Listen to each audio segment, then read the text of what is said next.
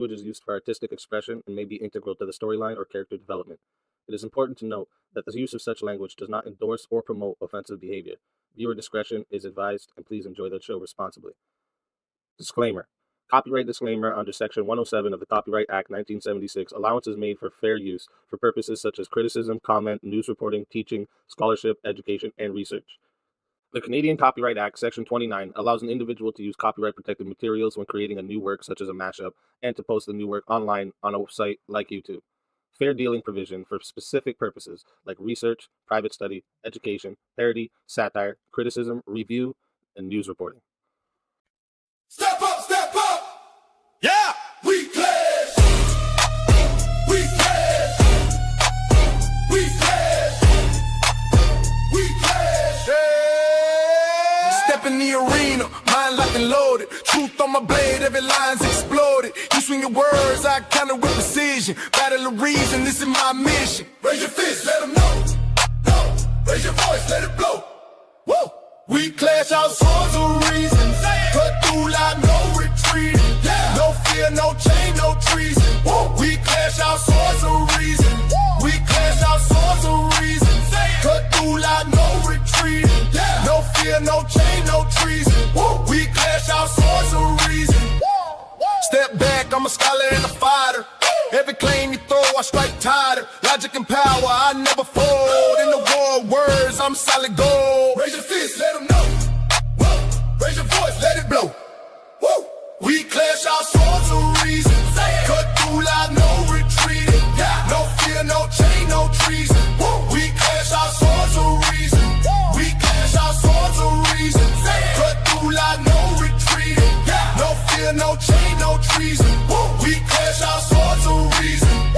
Every thought a fortress, every claim a storm. We forge a truth where chaos takes form. Ideas ignite like lightning through the night. In the war of minds, we bring the light. Step in, feel the heat. Truth is my weapon, never beat. Raise them high, break the ceiling.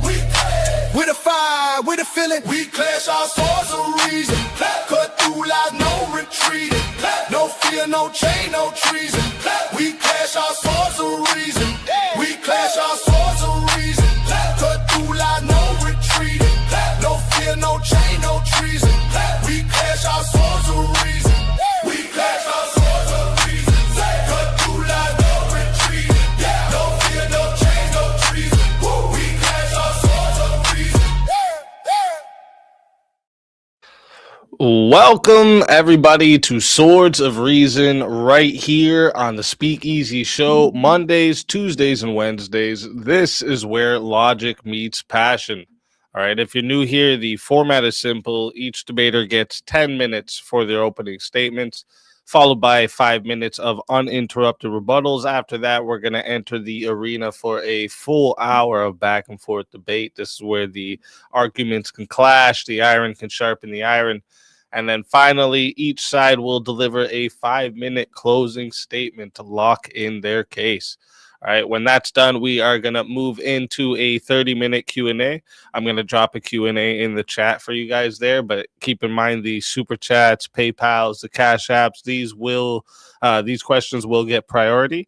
So if they fill up the entire 30 minutes, we may not get to the free chat questions. So if there's something you want guaranteed to be asked, make sure you send it through one of the priority options. And once the formal debate wraps up, we're going to open the doors for a chaos and chill panel. This is where the community can hop in, challenge the debaters, ask follow-ups if the debaters choose to stick around, because that part is optional for them. But it's always where things get wild regardless. Today's debate prompt is: America should ban atheists and moral relativists from public office. And for the affirmative, we have Teriak, known for tackling hot cultural flashpoints, throwing down in political debates, and making frequent appearances on open panels across platforms. All right. Teriak brings sharp takes with a twist of internet chaos, a aspiring professional memester, mastered the art of turning viral moments into conversation starters. And if that isn't enough, Teriak also hosts Spin the Wheel show where viewers can pay to roll the dice and ignite some truly fire discussions. All right. So whether it's policy, culture, or pure panel madness, you can find it at Teriak's, and you can find Teriak's description link in the description below. And also for the negative, we have tonight Lethe Water Kai entering the battleground, a creator known for running streaming panels and laid back, chill content for your enjoyment. But don't get it twisted, because behind the smooth atmosphere is someone who's no stranger to diving into hot topic discussions when it's time to get real. And you can also find his link in the description below. With that being said, we are going to get right into opening statements. So, Teriak, whenever you are ready for your opening statement, you can go ahead and I will start the timer up with your voice. Beautiful. Thank you very much, Easy, for hosting, and thank you very much, Kai, for willing to be my opponent. Ladies and gentlemen, here is the simple truth. When you remove the belief in any higher objective order, whether you call it God, the divine, sovereign, you erode the grounding for morality, meaning, or value. Okay? Suddenly, there's no fixed standard outside your own head. Everything becomes subjective, like little kids deciding the rules of a game while they're fucking playing the game. You know what I mean? Power gets flattened. Intellect is no better than ignorance. Right and wrong are merely just opinions, and the strongest person, or the loudest mob, simply wins. Might makes right. All power is equal. This is where we get egalitarianism from. The Constitution's no religious test clause was never meant to hand public office to people who reject any objective, rational order in the universe.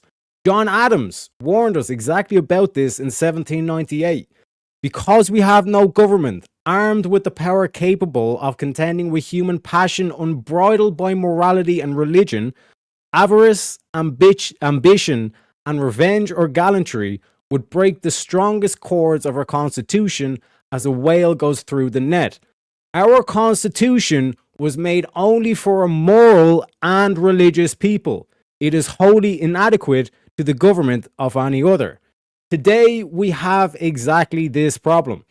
Atheists and more relativists in power with no connection to the logos, the eternal, universal, rational principle that Heraclitus first named. It's the same steady order that structures reality, unifies opposites, and even makes objective truth and morality even possible. It's what Christians call the divine logos, Buddhists call the Dharma, Hindus call the Rita, and Taoists call the Tao. Think of it like gravity. It doesn't care what you personally believe. It just holds everything together. And here is the key linchpin of the argument. This is not a religious test. This is a philosophical one. We simply ask public officials to affirm, yes, an objective, moral, and rational order, the logos, exists, and I will govern by it, just like we already require them each to take an oath to the Constitution. And we can do it with the same smart way the Supreme Court overturned Roe v. Wade, by going back to the history and the original meaning. 9 out of the 13 original colonies required some belief in God or divine order for office. The founders never dreamt that leaders would deny any objective standard at all. The path is clear, constitutional, and well overdue. America should once again require public officials to affirm that the logos exists, so our government stays anchored and our republic survives. And because I got a little bit of time as well, here's a little cheeky plan that we could apply. All we have to do, right? There's 5 easy steps. Step number 1, pick a friendly state like, let's say, Texas, Arkansas, Mississippi, probably Texas. We can get Ted Cruz to pass this shit, no problem. The reason why you pick this state is that still has belief in supreme being language sitting on its books, right? So in 2027, we pass a short bill. Every candidate must sign a 1-sentence affidavit saying, I affirm an objective, moral, and rational order, and it will guide my decisions, right? Then you pick a low-stakes race, say like a county commissioner or a notary public, and then deny ballot access to the openly atheist or the morally subjective candidate. Then you let them sue. Case goes up to the Fifth Circuit and gives us a clean vehicle to reach the Supreme Court. Here's the thing, gentlemen. Supreme Court is 6-3 conservatives. At the court, show the judges the Adams quote, where Adam literally says the Constitution is wholly inadequate unless you're moral and religious. And then 9 out of 13 colony history, they already had this belief. So this was this is like, if you're pointing to the Constitution and the founding principles of America, this is a founding principle. And Argo Torcaso got it wrong. The founders expected leaders to believe in an objective order, not just any private opinion. And with that, I see the rest of my time, ladies and gentlemen. All right. Thank you for that opening statement. And with that, we are going to hand the mic over to Lethy. And Lethy, whenever you're ready for your opening statement, I will start the timer up with your voice. All right, let's get it popping. The position of atheism only pertains to a position on a single subject: lack of belief in deities. This doesn't speak to other propositions such as abortion, gun rights, or even the origins of humanity. The idea that not being convinced of a singular proposition being reasonable to bar someone from holding office, at the very least, is persecutorial. I've asked this question in every debate regarding religion I've had so far, and it is yet to be answered. What is one good thing a religious person can do that an atheist cannot? The claim of objective morality amongst the religious has not been demonstrated. This is clear in the multiple denominations, even in Christianity, that don't agree on all moral aspects. Not to even mention the multitudes of offshoots of Christianity and other religions. The idea that atheists should be barred from office is clearly unconstitutional, and this has been outlined in multiple Supreme Court cases. But this hasn't stopped 7 states from having laws on the books to bar atheists from holding office. As my opponent mentioned, I'll just go ahead and name them off: Arkansas, Maryland, Mississippi, North and South Carolina, Tennessee, and the horrible state of Texas. As recently as 1992, Herb Silverman was denied a position as notary public because of a ban in South Carolina. He had to sue the state before he could hold this position. The fact that you would even begin to say that someone can't hold the office of notary public already is making chaos. When Barack Obama declared in his first inaugural address, "We know that our patchwork heritage is a strength, not a weakness. We are a nation of Christians and Muslims, Jews and Hindus, and non-believers." For many, this was viewed as an accurate statement. To the more irrational, primarily Fox News, this statement was questioned as being offensive. Why would it be reasonable to say it's offensive to mention non-believers being a part of society? As Todd Steifel, an atheist activist, notes, if it was on the books that Jews couldn't hold public office or that African Americans or women couldn't vote, that would be a no-brainer. You'd have politicians falling all over themselves to try and get it repealed. Even if it was still unenforceable, it would still be disgraceful and be removed. So why are we any different? Tonight, we will find out what's at the end of the rainbow and whether or not it's a steaming pot of unjustified discrimination. All right. Thank you for that opening statement. And with that, we are going to get into the rebuttal round. So this is not a back and forth yet. It'll be 5 minutes for each debater to respond directly to their opponent's opening. So with that being said, we're going to hand the mic back to Teriak. So Teriak, whenever you're ready for your 5-minute rebuttal, I will start the timer up with your voice. Yeah, so basically, this is exactly where I wanted to go, because Kai's basically trying to say you're trying to persecute someone on their beliefs, but atheism is distinctly a non-belief. So it's the belief of not a belief. So I'm not discriminating based on religion, because atheism is not a religion, unless Kai wants to start arguing that atheism is a religion. It's a philosophical belief, not a religious belief. So this is the question? So the free exercise Yeah, I see. Sorry, I clause- see the rest of my time. Yeah. Okay. So the free exercise clause of the First Amendment. Oh, go ahead. I was just going to say, so that's all you wanted for your rebuttal there? Yeah. Okay. So yeah, we can just hand it right to you, Lethy, and I'll start the timer up with your voice.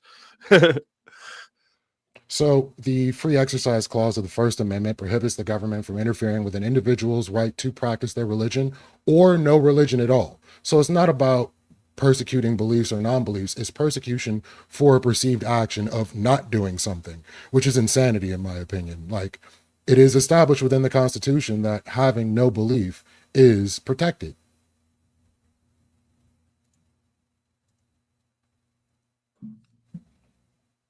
Did you want any more for your rebuttal too, or you I mean, wanted that to? was essentially what I'm rebutting to, and I think I covered virtually everything. Like, I don't have to bring up the Supreme Court cases, but like, there's already been cases of precedent that have barred this situation from happening, even though states unconstitutionally uphold the ban on atheism or atheists holding office. All right then. All right. So thank you for that rebuttal. Nice, short, sweet rebuttals. I like it. Antsy to get into the open floor. I like it. So before we move into the open back and forth, if you're watching right now, make sure you hit that like button, subscribe to the channel, and subscribe to tonight's debaters. Their links are in the description. If you didn't see them when you first got in, they are there now. So just hit the refresh and you'll see them there. We host all kinds of debates here on Swords of Reason, politics, culture, ethics, internet topics, religion, anything where reasoning and passion collides. We put it in the arena. So if you enjoy the format, make sure you stay locked in. We have a lot more coming for you guys. All right. Also, a reminder for the live chat after the closing statements, we're going to be doing a 30-minute Q&A. I've already put the Q&A in the chat for you guys. But remember, the super chats, PayPals, Cash Apps, these questions will get priority. So if they fill up the whole 30 minutes, we're not going to get to the free chat questions. So if you have something you really want answered, send it to one of the priority options. We'll make sure it gets asked. Finally, thank you to both our debaters for being here tonight and bringing your perspectives into the arena. Whenever one of you is ready for the open floor, just jump in and I'll start the timer up with your voice. Yeah, I'm not banning you like not having a religious belief, Kai. I'm saying that this is a philosophical test. This is not a religious test. So philosophically, if you can't demonstrate where the objective morals are set, there's no way you can claim objective morals. So you're just going based on what your preferred book is saying are the objective morals. No, I'm going based on Heraclitus. He's an ancient Greek philosopher. Okay, you want to expound on that a little bit? Yeah, so he argues in terms of the argument of motion or flux. So in terms of empirically, how do we prove that there is some sort of being? Because we are becoming. Do you know what I mean? We're not like static beings. When you observe the universe, everything is in motion. Okay, so when you look at like a rock on the ground, it might seem as though it's still, but that rock has atoms, that atom has electrons, those electrons are spinning, so everything's in constant motion. But if motion is constant, that means that motion is on itself unchanging, which points to an unchanging being. Another way to look at it, Kai, is like if this is a simulation, that simulation has to have a power source, an objective power source. So what I'm saying in terms of like the objective, rational order of the universe, if you deny that, you're denying reality. This is why it's a philosophical test, not a religious one. So even in that philosophy, it doesn't point to a being that grounds X or Y. So all the things that we consider moral or not moral come from our experiences here on this planet and how we relate to morality. So like, let's just take this for instance, corporal punishment for children. Do you think that's immoral? No. What I'm pointing to is like motion is constant. Motion doesn't stop and then start again, correct? Correct. It's unchanging. It's a being. It's not a becoming. So the fact that there are atoms, neutrons, neutrinos, other things, yeah, everything that ever yes. was, everything that is, and everything that will be in motion. That is an eternal principle. That's a divine principle. That's a being, not a becoming. It's not off the this natural world. state Everything of affairs physical. in this world. There is nothing that we know of outside of this physical world. Yeah, everything in this physical world is becoming, which means whatever the creator of this physical world is a being, not a becoming. What created it? It is uncreated. That's circular. How is it circular? So you're saying there's an uncaused cause. Yeah. So why can't our existence just be uncaused? Because this universe is becoming. Do you know what I mean? Becoming? Yes. I don't necessarily agree with you on that. Okay, so what in the universe is unchanging? What physical? Show me some empirical that's unchanging. No, I'm saying that reality as we know it is constantly in fluctuation and change. Yeah. It is expanding and contracting. Constant. What's causing the constant flux? What's the power source of the constant flux? We don't know. It has to be something that's unchanging. But can you demonstrate it? You can posit it. Yeah, the source. You can claim it. The source to the change has to be unchanging. Otherwise, the change would stop. Yeah, but that isn't demonstrated. It's just a claim. So you don't know that that has to be the case.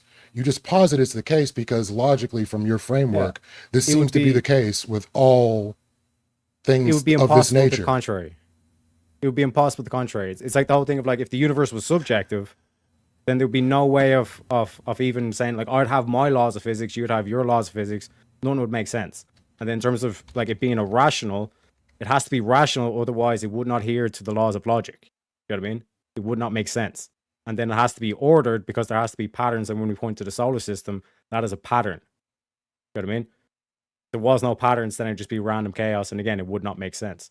We would not be able to say like the solar system would lose meaning. So from the scientists to the Christian to the Taoists, like all of them should agree on this fundamental principle that the universe is objective, rational, and ordered. And that's all I'm simply asking. But that would prohibit atheists and moral relatives from public office. So you can adhere to logic. You can adhere, like, there's multiple forms of logic. This is why we have multiple forms of logic, because one set of logic doesn't necessarily apply to all instances.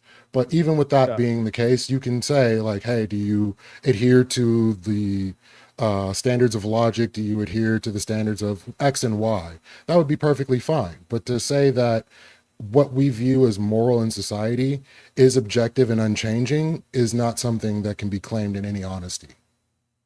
Yeah, so is demoralization an objective phenomenon? Explain that. So like when the military like goes on like demoralization campaigns and all this kind of stuff, is that an objective thing, or do you think that they're just like that's all bullshit? That's just a psyop. Psychological state characterized by persistent inability to cope. I mean, you can be demoralized and it is subjective. So like I could like torture like a bunch of like people and they wouldn't get demoralized from it. Some wouldn't, many would. Yeah, so it's an objective phenomenon. I can do things or have these people do things that would literally make them lose the will to live. Yeah, that's what like they point to with morality. Because just as a clarification, because a lot of people get morality and manners completely mixed up. You know what I mean? Like manners are subjective and all this kind of stuff in terms of society and stuff, but like morality is that internal principle. You know what I mean? Like taking an innocent life. That is like an internal moral position or principle. And that's pretty well understood and agreed upon by most societies. Yeah. But that's it why would be I brought irrational. It would be irrational to advocate for taking of the innocent life. Right, but that's why I got to and we ground that question because there's objective principles that we see, like for example, physics. The same way there's objective principles or laws in physics, there's objective principles when it comes to morality, empathy, and all this kind of stuff. So there was a time in which taking an innocent life wasn't viewed as anything because, for the most part, we didn't care as long as it was in our benefit. But over time, as societies, we've grown, we've seen the negativity that comes from doing that particular thing, and we've made laws and agreed amongst ourselves that this isn't something you should do. But there are other things that I would say have been considered moral over time that currently today we've seen logically, empirically, are not good things to do, which I would deem them immoral, which is why I asked the question of corporal punishment toward children. Do you think that's moral? Yeah, so it is like, cause like you're kind of like over, like just kind of like taking a lot of stuff for granted here. Like in terms of like meaning, is meaning objective? No, not all meaning is objective. Yeah. Okay. So yeah. Okay. I get the whole thing of like if I say water and a Spanish dude says aqua, we're saying like two different words, but the meaning is still objective. There's still like the substance, like what we call water, what they call aqua. Yeah, it'd be a different set of words, but what I'm saying, like, if you were to look at a movie Yeah, or but read a in book, order, the meaning of that movie or book is subjective to the person that's experiencing it. yeah, and like that's why we ground it in reality, because we can both point to that liquid, and then you say, "Oh, senor agua," and it's like, yeah, yo, bro, it's water, and then we realize, oh shit, aqua and water, they mean the same thing. But like, if there's no objective meaning, then that would not be possible. Yes, we have words that describe So there is things. objective meaning in the world. So if there's objective meaning, objective moral is the same thing. Well, that's pointing to an objective thing, which would be water. Water exists. We all know water exists. There are different words for this objective thing that is water. But there are other words that have meanings, and those meanings shift, and they're based on stance or context. So contextually, a No, word's meaning will change. yeah, no, the word's meaning will, yeah, it'll change its referent point, but that's a byproduct of language. That's not a byproduct of the physical world.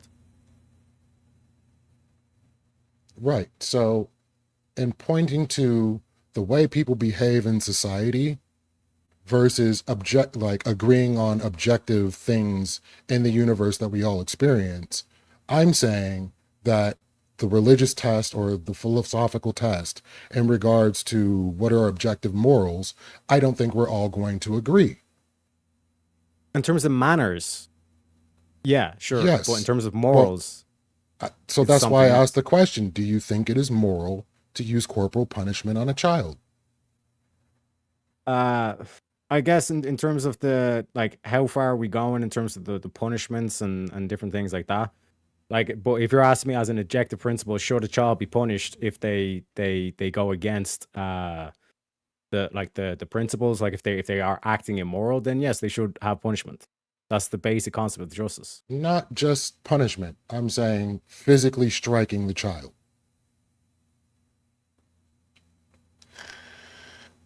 Okay, so just to because again, I'm kind of confused in terms of why we're going down this path. Like, do you observe like a Well, I boxing mean, match as like an immoral action? no, that's not where I'm getting at. Yeah, I'm getting yeah, specifically to something that a holy book considers an action that should be taken. Spare the rod, spoil the child. yeah. So So within the like, framework of the religious, it is moral to strike a child. yeah, so like this whole thing of like when we talk about like certain things, like always warfare moral. Well, like, or let's do the corporal punishment you're at. Like if the adult like beats the kid within an inch of its life, like clearly that's not moral. You know what I mean? But in terms of like giving the kid a slap on the bottom to stop acting like a bollocks, like that's not gonna like end the world, the child's life or anything like that. Do you know what I mean? So in terms of like the specifics, this is why like it's a very this is why you need intellectuals of high moral character to be able to actually precisely define exactly what we mean and where those lines are. Just because it's difficult to put where the line is does not necessarily mean that the concept itself, we just throw out the whole concept as being immoral. So I would say, based on studies and information that we've gained over time, it's been shown that any form of corporal punishment, physically harming a child, be it small slap on the ass or slap on the hand, is conducive with bad outcomes in the future, But how are you judging the bad outcomes? based on the studies. Yeah, but you're the one that's arguing against an objective standard to even compare that and say that that's bad. I'm saying you can see the outcomes aren't positive. So Yeah, if you're but not getting positive outcomes, what scale are you delineating positive and negative from? Because you're the one that's saying that's all subjective, bruh. right. See the way the And ship don't sail? so the idea that somebody has mental issues based on this thing happening, I think we could both agree, like as we're talking about what grounds X and Y, we can look Reality, as a society and meaning. say, hey, this outcome is not good. Do you agree that it's not good? Yeah, objectively. We can come to an objective standard, but like you're the one, like my whole thing here of like getting to go back to the original prompt of like getting Congress to sign an affidavit saying there is an objective moral standard. You're saying that no, we're not allowed to do this. But now you're pointing to an objective standard to say, well, actually, corporal punishment is bad. So you're kind of arguing my point for me now. No, I'm saying it's been subjective, and currently we see that it has been a negative. So even though it's subjective, we can Yes. see. But how can you make the claim that it's negative if there's no objective standard to point to? That's just your opinion. My opinion, it could be great. So in your opinion, it's great that their ability to It could learn be. Yeah. in school is good. Impaired cognitive and socio-emotional development is good. Yeah, like you could You make could the say on case some because scale it's good. your claim here is that there is no objective moral that we can point to make an argument why we should not do this. Like I'm mirroring what you're like. If you do not do this, this argument will be in Congress. They will be able to do this. So what I'm saying is we have been able to do this thing for X amount of time. The idea that currently we've learned from studies and other things that there's a negative outcome, it doesn't mean that we're going to ban the use of corporal punishment against children. We just can't do that, unfortunately. So to speak to the objectivity of whether or not the outcomes are good, yes, you can say objectively the outcomes are bad, but you can't say It's an objectively bad moral outcome. So this is why I say get all the congressmen to say there is an objective moral. Right? but it goes against the religious precept. What religion? I never mentioned God. I never mentioned a religion, bruh. I'm talking philosophy. Well, we were talking about religious people being the only ones allowed to hold office. No, that was you. You're the Well, one that that was was the kind of prompt. hoping that I got. No, You're the one that was hoping that it would go down that. All I'm saying is that like atheism and more relativist. I never mentioned the religious, bruh. They just so happened to share my philosophical belief. That's an interesting way of going about that. So you're saying that religion doesn't come into play, but you have to agree to certain philosophical objective standards. But No, at you the just have to same agree time, that philosophically speaking, there is an objective moral standard. We might not know 100% what that objective moral standard is right now, right here, right now, but there is one, which you've just demonstrated. That's what you just tried to make an argument by pointing to saying objectively the corporal punishment is bad, right? And I'm like, okay, yeah, you believe that there's an objective moral standard. So why can't you just sign an affidavit saying that? I don't see a problem with doing so if that's the case. I don't see why Alhamdulillah, then you saying agree with me. no, but to say that there is some objective moral standard somewhere, even though none of us know what it is worthless. Because like the same way like you could go up to the vast majority of people and say like, is beating the shit out of a child within an inch of its life for no good reason, is that a moral thing? You'd have to find a schizophrenic to say, yeah, that's a great idea. And you demonstrated by trying to make that argument to me, but by doing so, you basically proved that yes, there is an objective moral standard. So we need to sign this into Congress, which would end up banning all moral relativists and all their arguments from office. So with the relativists, they would agree with the consensus of the information that's put in front of them. And if they believe that one thing was moral at a time, once given the correct information, they're going to change their opinion. So why wouldn't you want people capable of changing their opinion on what is considered moral in society when things move in that direction? Because it's a higher objective moral standard. You're not just going based on experts' opinions. You're going based on off a higher standard that stands to reason and empirical evidence.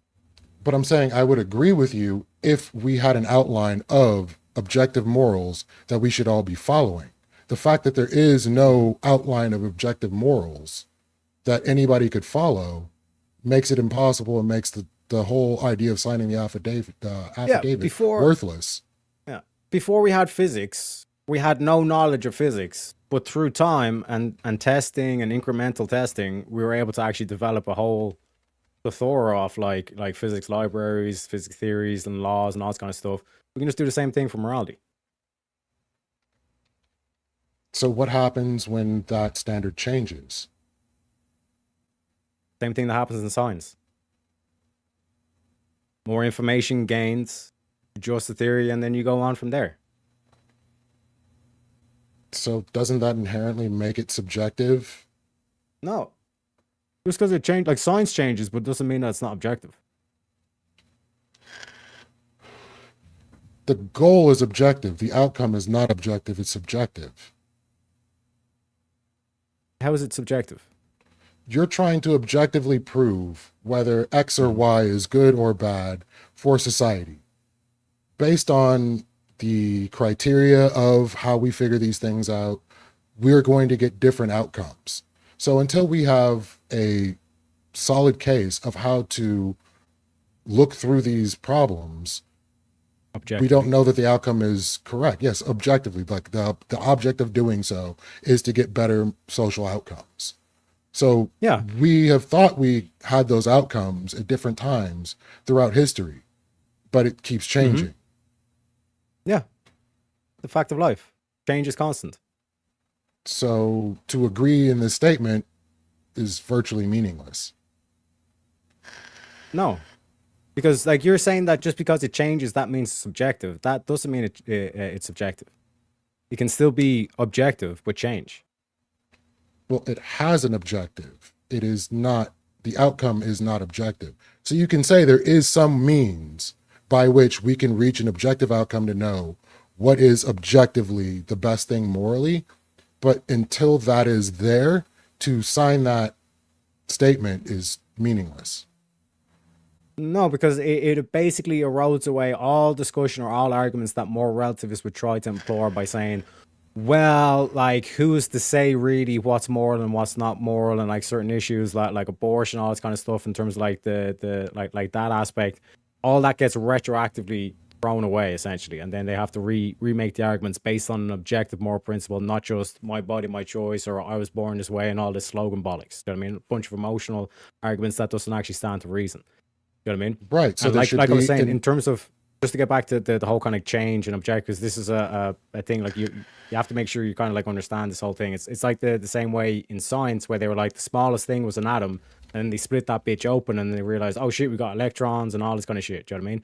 So it's the same thing of like with more information, you will get revealed more truth, but it's never a thing of like you'll never know everything. You know what I mean? But to say that we should not pursue truth is itself irrational.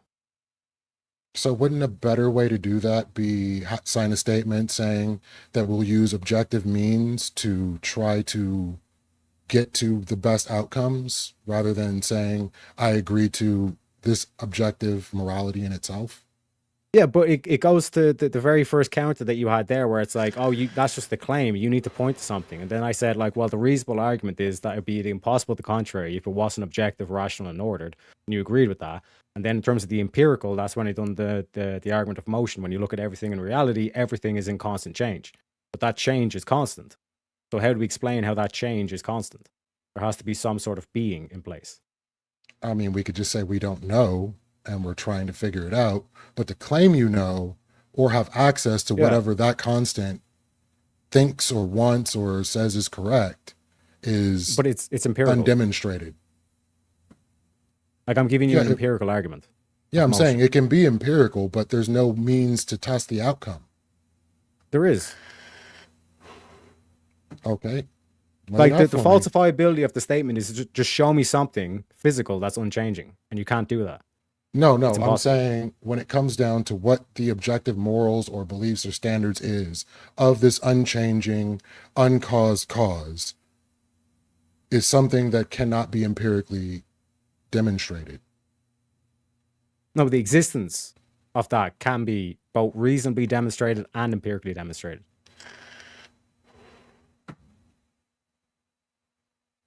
I don't believe because it can. because if you're to make the case that this is a simulation, you're presupposing that there's a power source to the simulation, correct? That would be presupposing something that I can't demonstrate. Yeah, no, but if we know for a fact that the simulation exists, ergo, for a fact, the power source has to exist, correct? Not necessarily, because again, we don't understand how the simulation works. So for the same reason, like you look into the water. So it's running off no power. It very well could. I don't know how the simulation would demonstrate work. Demonstrate one thing that we can point to in reality where something moves without any power source. Like if my phone started floating up in the middle air, in the middle of the air, you'd be like, oh no, there's just no explanation to that. So if there's a boulder sitting on a ledge and the erosion of the earth causes the ground underneath the boulder to cease to be there, the boulder will begin Those to are other move forces. without Those are any still energy explanations of being causing that motion. exerted, but there would be no energy exerted on the rock itself. Can the rock just like all of a sudden levitate for no reason? No, not as far as I know. Exactly. So by your own answer there, it's like there is an explanation for all motion in the universe. And to ground that, you ground that in a divine being or a universal intellect or a universal mind. You would like You have to, It's but there's no impossible way to concept. demonstrate it. Well, it's not impossible. You're claiming something is impossible without demonstrating that it is impossible. Because I've in this demonstrated case, both. Yeah, I've demonstrated it both with the reason and the empirical evidence. You cannot deny motion because even to deny motion requires motion. so what's the power source that makes the atoms move? The Christians call it God. The Taoists call it the Tao. The Buddhists call it Dharma. Heraclitus So called it the Logos. is there any demonstration that we can see the energy exerted on these atoms that are causing it to move to point to this particular thing? Yes. That's when science does like, this is gravity. You know what I mean? Or do you not believe in gravity? I definitely believe in gravity. Yeah. So you actually believe in this in this principle. But for some reason you're like, no, I don't want to believe in this principle. Because like I said, they want you to do atrocious shit. So then they feed you this bullshit of, oh, there's no like higher being holding all this all together and all this kind of shit. You know what I mean? Just so I could maybe build a little bit of a bridge here, and we can kind of get to like a little bit more substance. I was just thinking, like, because right now we're talking about the universal mind, needed or not, right? So basically, I would say is like for your side, Teriak would be like to now demonstrate maybe for us like how believing in a universal mind translate to a better governance and practice, and then for Lethe, if it isn't grounded in a universal mind, what stops the law from being pure preferences or powers? If we get into those questions, maybe we can get into a little more. Yeah, so like I don't like, see you guys agreeing on the universal mind for this one, so.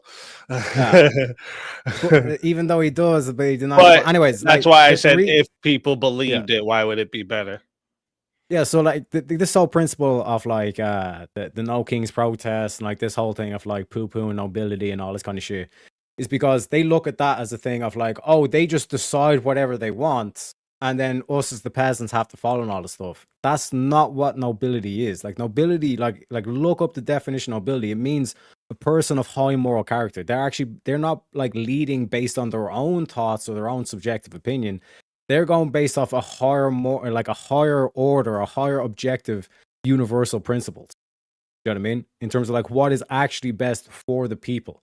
You know what I mean? That's what is actually being said. And like I said, in terms of the to give the counter to like the complete subjectivity, is you get into the whole like democracy debate where it's like, oh yeah, just give it like more opinions is better. But as I was kind of talking about Kai before the debate started, it's like this whole concept of like democracy will favor ignorance over intellect.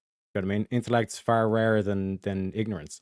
So if you're going to go based on like a subjective, everybody gets to say, and we just follow like whoever is most popular and all this kind of thing, that's where you descend into chaos. There is no order. You know what I mean?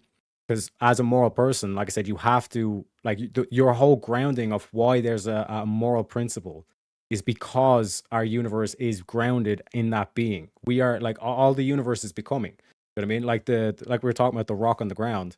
Like that was once part of a mountain, and then like after it becomes a rock, it'll get shattered into pebbles. It's in constant motion. You know what I mean? But that motion is constant, and that grounding is divine being. I mean, you have solid states, but they're moving ever so slightly, like you're looking at glass or something on that order. But to say that the nobility class exudes morality or even has morals to that degree is a claim I also can't agree with. Like, look at why Church of England was founded. Henry VIII wanted a loophole to be able to get rid of his wives. So he decided to start an entire church just to allow for the loophole to happen. So the nobility itself is going to more than likely look out for what's best for the nobility than what's best for the people. And the one thing that power tends to do is make sure power retains power. So I don't see why handing that level of power off to any particular class is the most rational thing to do.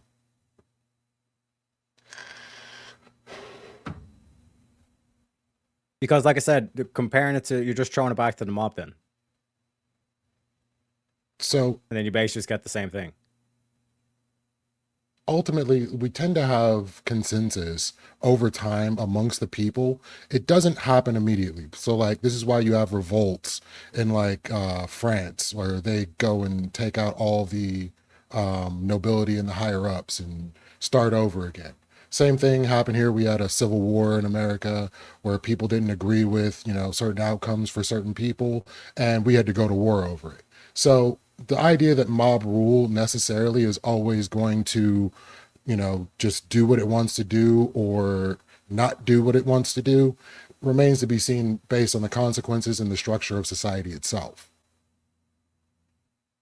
Yeah, but even when you point to democracy, you have to then make the case that it's like, oh, like that the people would then be able to go based off some sort of moral principle, and that's why it'd be better. Like we kind of got to earlier on when you were saying, oh, like objectively speaking, corporal punishment is bad.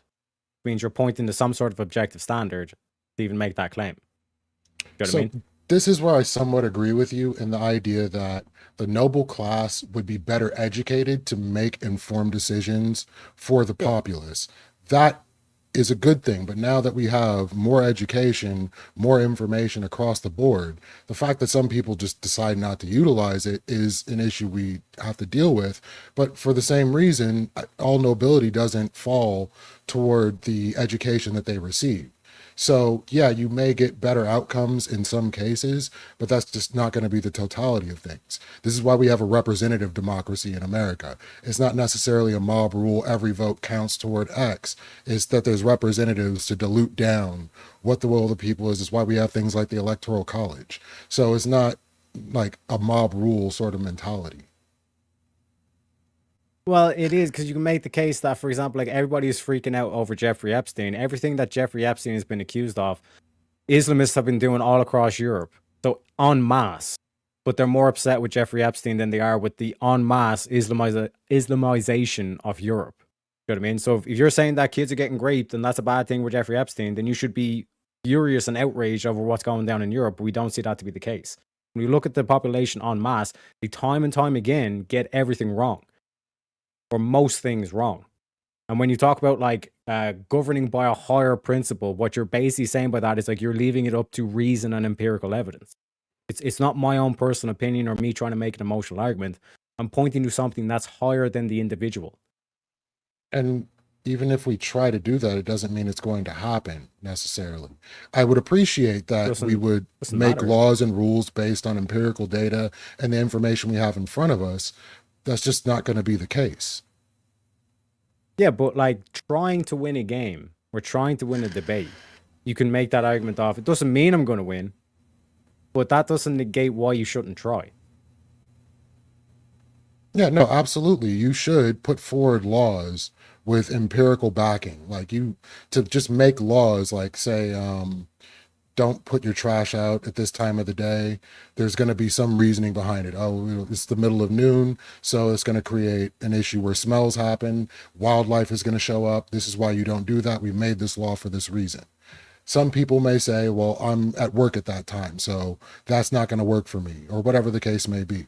So if you find that people have trash piling up because they're not there at the allotted time to put the trash out, is the law useful, even if it's empirically backed?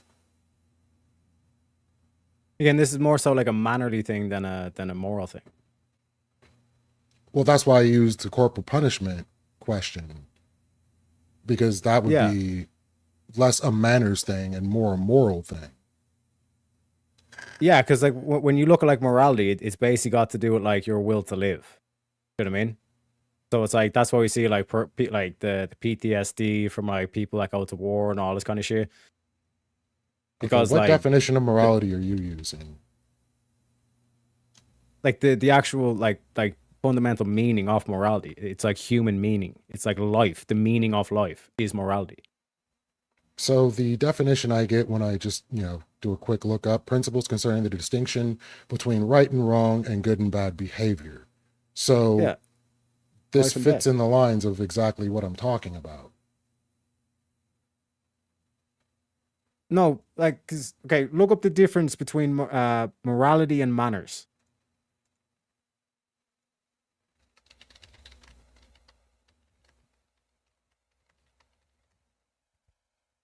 So while manners focus on social conformity, morals dictate ethical and often deeply held beliefs, Yes. which just because you believe something doesn't mean it is the best answer, which is why I'm saying that morals are subjective in that once we find out what we believe was untrue or untenable, we have to release that belief.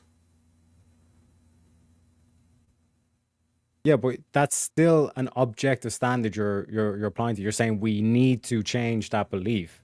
You know what I mean? Yes, Like it is an the ought whole like claim. yeah yeah. So like in terms of like your own internal beliefs are separate to like morality as like an abstract objective concept. You understand the I'm difference? saying, based on what you're saying, we would have to have set in stone a list of things that are considered moral, and that's what we follow. We don't have that list. Like I can point to one thing on the list at least. Oh, Prove there that are there's an things on existence the of them. list that I can say we have all agreed that this is just something you don't do. Like just murdering people. Killing It's an something you innocent. just don't do. Right. Yeah, We can killing an agree on that. innocent, etc., etc. Yeah. So like in terms of the like, and this is where you can ground it. Like for example, in the phenomenon of like demoralization, that if you get someone to keep killing innocent people, like they will lose the will to live. Yes and no. Some people will survive that demoralization or they won't be demoralized at all.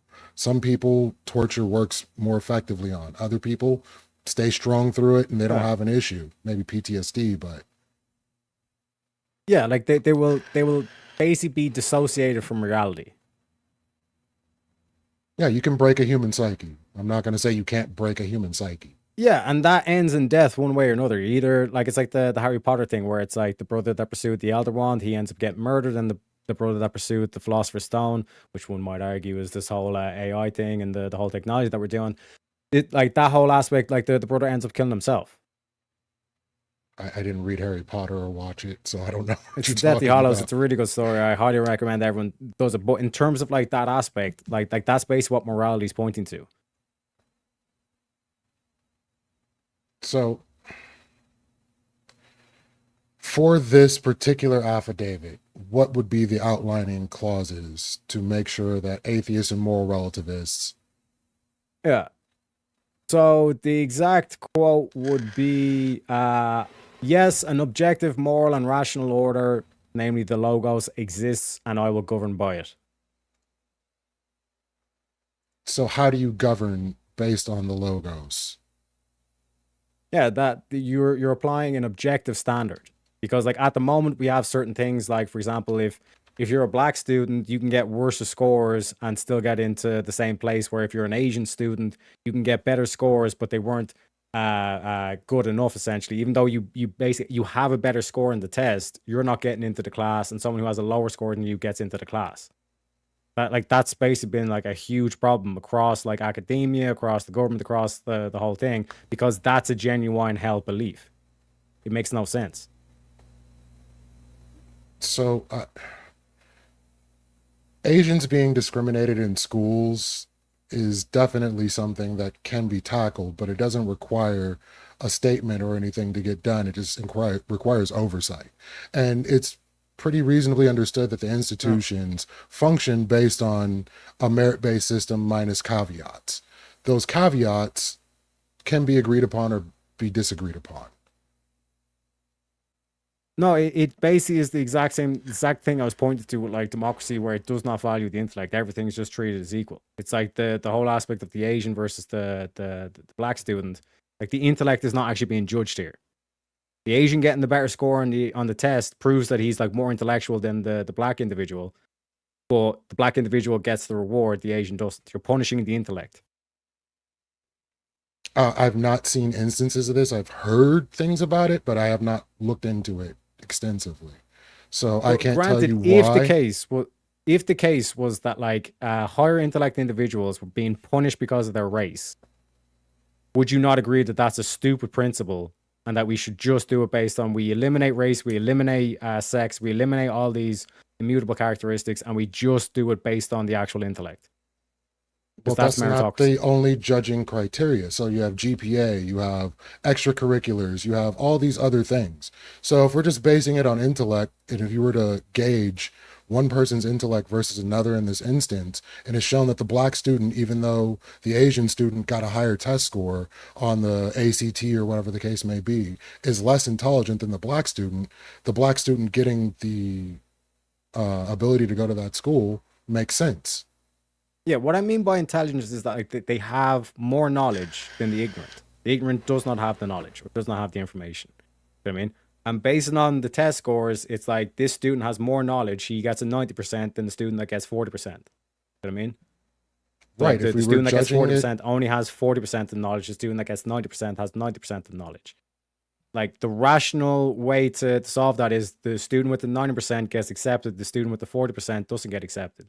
What we're doing is we're going against meritocracy and we're saying we need more representation for some fucking stupid reason. So we're just going to pass all the students that are not getting the 90% because we just need more of those race or we need more of that sex in that for like equal representation, some shit like that. That's why I keep pointing towards like if you erode that like that the if you erode away the belief of like a higher being or like a higher power, that's what happens. Everybody just gets normalized. Intellect and ignorance is now the same value.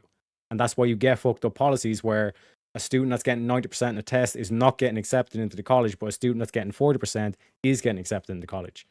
so Backwards. there's a different level of meritocracy that I think is at play here as I do a quick lookup. So basically, they're saying studies suggest selective colleges frequently pick white students over similarly qualified Asian students. Some studies indicate Asian American applicants are 28% less likely to get into top schools than white students. And this is primarily based on legacy preferences and negative action. So, and Yeah, and also that's bullshit. And in athletic my system, preference. that's bullshit. I don't give a fuck what race you are. I just want the most intellectual people. So everybody's getting 90% plus on the test is coming into the course. Everybody's getting No, lower than that, you're out. no, that's not what I'm saying. So when we're talking about a meritocracy, it's kind of like what you were talking about with the nobility gets the preferred action here. In this case, the nobility would be the legacies. So the legacies are taking away from the meritorious top scoring Asian students based on a different set of merit, which would be being of a legacy family to get into that school. So which merit do we go by in this case? The intellect. So you value intellect over nobility. No, I value intellect over hegemony or nepotism. I can agree with you on this. I would think that would be a better Yeah, criteria you, to you go you by. see, this is the thing, Kai. One day you will eventually see the logos, and then you'll be like, Teriak, I see it now. We're on the path, all that kind of shit. You know what I mean? But like, you do technically believe in this, and like, you don't have a rational reason of why we shouldn't institute this, other than it would effectively ban like the true atheists and moral relativists. Because if you're a moral relativist, you can never make a moral argument as a moral relativist. It's just your opinion. No, you definitely can. You may not agree with the outcome, but if that moral opinion is based on empirical data, like I said with the whole um, punishment of children thing, I can point out to you why this thing is negative, and just you disagreeing with it is ignoring the reality of the data in front of you. So the data itself is objective. Our opinions are subjective based on what it goes through. Yeah, but the standard we're comparing it to, that's what you're not What are not we looking at. comparing it You know what I to? mean? Like, for example, like you don't have to trust Oppenheimer. You just have to trust physics. And that's how we get Hiroshima. That's a great way of putting it. Yes, actually, you would look at the data and do all The that, but I would objective say, principle, like nuclear physics, that's an objective like concept that's like outside of like what Oppenheimer's personal beliefs are. He's literally just adhering to the laws of nuclear physics and engineering. You know what I mean? And then from a result of that, you get Hiroshima. So like when you're saying it's like why should we try to aim towards some sort of objective moral principle? It's because you get like to powerful systems like being able to wipe out a whole city. well, I You know what would I mean? never say don't aim toward an objective principle. My problem that I'm contending with is saying that it exists and this is what we're going to apply. Yeah. So Because I'm to deny saying that would be irrational. we don't have an objective moral outcome here. No, because what I'm saying is that if you're to deny that it's an objective, rational, ordered universe, itself is an irrational position to hold. It's self-defeating. Wait, you're saying the universe is objective and ordered? Objective, rational, and ordered. As far as I understand from what any physicist or astronomer tells me, it is chaotic out there. We don't even know how black holes work. Yeah, that's limits of our own knowledge. But the Right. So universe is I'm intelligible. saying, It is ordered. It is like there is patterns in the universe. To so say that's that it's exactly what I'm disordered saying. is to say that there's no patterns. So I'm saying we don't have all the information. We have a level of ignorance, even in regards to morals. So Yeah. until Okay. an objective moral outcome is demonstrated, to say that you'll strive for it is perfectly fine, which would not negate atheists or moral relativists from being able to hold office. Yeah, so it's like like what's the evidence that the sun will rise tomorrow? Like we don't know definitively 100% that the sun will rise tomorrow, correct? We assume that it will based on previous Yeah. experiences. And we assume that there is an objective moral standard because we have objective other objective frameworks like physics, chemistry, etc., science, the whole kind of thing. You know what I mean? So in terms of like that thing, it's like it's even if you were to do the was it abductive logic to it and say it's like is it more likely than not that it's objective, rational, and ordered, then you would have to agree because there's no So counter arguments because let's the counter argument say, itself is irrational. so just saying tomorrow, and just in a weird chain of possibility, some jackass figured out a way to drill to the center of the earth and plant a bomb in it to stop the rotation of the earth, unbeknownst to anybody else. And the sun did not come out that next day. Yep. What does that mean? That the world is fucked essentially because one side's gonna it's gonna be like basically like a cataclysm because one side is gonna burn up and the other side is gonna turn into a block of ice. So everything that we understand about the way the earth functions has now changed, and we have to conform No. to the reality of how the earth functions until its demise. Because even in that example, and here's the beautiful part, like this whole thing of like freezing the spin of the earth, that is impossible. Because that itself will change. It's impossible for something to freeze in the universe. There is nothing that is unchanging in the physical known universe, sir. Everything is in motion. There's a reason why the earth spins. If you took out the mechanism for the earth to spin, it would cease to spin. It'd still be in motion in a way, it just wouldn't be spinning. It'd be in space, moving. Yes, motion. There's not no way to spinning get for the away earth. from motion, Kai. Like But I'm even to saying- order the phrase that like it's a motionless thing or whatever, like that still requires motion to even convey that meaning. You still have to move your mouth. You still have to have like blood pumping in your body and all this kind of shit. You cannot escape it. Well, I'm saying there are planets in existence that have no day-night cycle. Yeah, so they're still in motion. Yeah, I'm not saying they're not in motion. Like that's Yeah. not what's in contention. It's what is our understanding of the laws of the earth as we understand it. And so we would have to change what we understand. So Yeah, but objectively, we expect that the sun's going to come up. We're going to plant, crops. We're doing all these things based on a day-night cycle that we have on this earth. All of that would have to change. yeah, change is constant. So why are we trying to move toward a political system where people have to say, Yeah. nope, this is what it is. There's no changing this. Because there's certain divine principles that don't change. Like motion. Motion never changes. Motion is constant. How does that help anything? Because that's a concept that is eternal, that is infinite. All that ever was and all that will ever be and all that ever is experiencing some form of motion. That's a divine or eternal concept. So are you saying that there are laws that, or the laws that would come up in this instance should never be changed under any circumstance? Yeah, like the law of gravity, right, is like a formula, and it has certain variables that you plug in depending on where you are in the universe and all this kind of shit. But like that law will never change. That is a divine law. It's our explanation of something that we perceived, and we've documented it and said, hey, this functions this way. We're citing it as a law. So is the law of gravity subjective? No. Yeah, so I'm saying morality is not subjective, right? It's a different kind of law. A scientific law and a law in the books are two different things. You're conflating terms. A law is a law is a law is a law, bro. A equals A.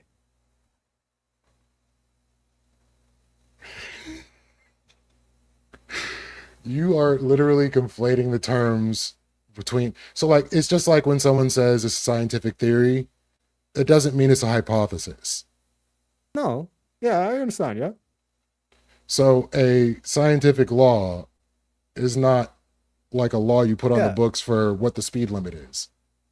Yes, but what I'm saying is when I point to motion, I'm pointing to that as an eternal or divine concept. The same way of like the law of gravity is like a divine or eternal law. No matter where you are in the universe, that formula for gravity will work. And that's In the perfectly same way that fine. no matter where you are, no matter where you are in the universe, if you take an innocent life, that's an immoral action. But you understand, like, what the meaning of a scientific law is, correct? Like, what's the specifics that I'm getting wrong? Well, it's just a description of phenomena that we have observed. It's not that this thing is set in stone, that there's a law out there on the books, in the universe, in the Akashic record, sitting outside of our existence saying, Oh, okay. this thing I works see where this you're way. going. Yeah. Yeah, so like you're thinking like I'm talking about like this supreme being as being like a BGs or like a spaghetti monster or something like that. Well, it would have to be in this instance if this is what you're stating, because the thing that would run the simulation would be outside of the simulation, not inside Yeah. of the simulation. Yeah. The power source to the simulation is not the simulation. It's the power source. Mhm. Yeah, so like I'm like think of like an energy, like gravity is like what we'd point to and say that there must be some sort of thing, being that doesn't change, it's unchanging, that holds everything in place. Do you agree with that concept? No, I don't know. I can't demonstrate that such a thing exists. So So it like can the be law of gravity is positive. just bullshit. No, it's the way the universe works as we observe it. Yes, that there are objective phenomenon, that there are beings that never change. That gravity just never all of a sudden switches off for no unknown reason. Until Because they otherwise do. everything would just fall out of place and just be pure chaos. There needs to be something that binds everything together. And gravity is one of those principles that we point to and says there must be some sort of because we are becoming. Do you know the philosophical argument of like being versus becoming? No, I haven't heard this one. Oh, we're gonna go to the river. We're going to the river easy. It's gonna be beautiful. So, Kai, you can't step into the same river twice. Do you agree with that? No, I don't agree with that. Okay, so like in terms of same means unchanging, but the river is in constant motion, which means the river can never be unchanging, correct? Ah, I see what you mean. Yes. So basically, the translation for the audience as well is like, can you step into the same river twice? Means, can you step into an unchanging, constant change? The answer is no. You know what I mean? So it's the same kind of like concept here, where it's like we're like as humans, like who you are tomorrow is not the same as who you are yesterday. You're in constant change. You know what I mean? So it's like this whole aspect of like how this reality is even possible because we're in constant becoming, and like everyone says, it appears as though it's like everything's in chaos and everything's random and all that stuff. When we truly observe the universe, we notice patterns, we notice order, right? That order is rational, that order is objective. You know what I mean? That's where we get the objective, rational order of the universe.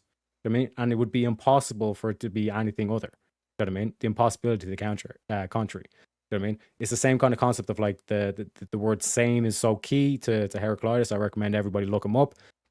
This like principle that if everything in the known universe is in constant changing, there has to be something that is unchanging to power that source, to power that motion. So you're looking at the universe as being ordered, and I would say it's a blend of order and chaos. There are things we don't understand, we can't make laws for, and we're probably, like, for as far as I know, we're not going to figure a lot of these things out. So you can look to the ordered portions and say, hey, we can see the system, we can understand how it works, we can write it down on paper. This is a constant that we can observe. But then there are other things that we look at in the universe and say, fuck if I know how this works. Like they look at a black hole. If tomorrow a black hole were to swallow up the Earth, the laws of physics as we understand it may not function the same way. Yeah, but like just because something is unknown currently does not mean that it won't be unknown or it will remain unknown. But I'm saying it will remain chaotic. Well, no, chaotic just means unknown. Chaotic doesn't just mean unknown. It doesn't function in a way that random. We can see it. Yeah, exactly. It's unordered. Yeah, I don't disagree. So that's what I'm saying. Yeah, but just because we cannot see the pattern does not mean that there's not a pattern. But if there is no pattern to the randomness, to say that there's a pattern. Yeah. But to make the claim that there's no pattern to the randomness is to say that you know, but you cannot know the unknown. See how that works? This is true. This is true. And this is why you got to work with paradoxes, folks. You know what I'm saying? Because this is how you get through it. So it like this whole aspect of like what appears to be chaos to us is just yet to be known. And this is where Jim Bob like got me in the whole thing of like everything is actually order. Just because we don't understand it yet doesn't mean that we won't understand in the future. Which is like what we've seen throughout history as well. Constantly we've seen like a prevailing theory get completely smashed by like, you know, Copernicus or Galileo and the boys, Thomas Jefferson and the boys. It's constant change. You know what I mean? But that change is objective. There's something tying all this change in. And that has to be some sort of like higher power or higher being tie in the becoming. You know what I mean? But if that were the case, wouldn't everything be ordered? It technically is, yeah. Well, you're saying it technically is, but that means it isn't. In terms of like the abstract sense, but in terms of our heads, it's like, oh, it's all pure chaos and pure random all stuff. This is why they say ignorance is bliss. You know what I mean? I'm saying even for the people that study it regularly, look at it, see the information, know that on quantum levels, and this is something that's way above my pay grade, but when you're looking into quantum mechanics, there's fundamental randomness rather than deterministic forces.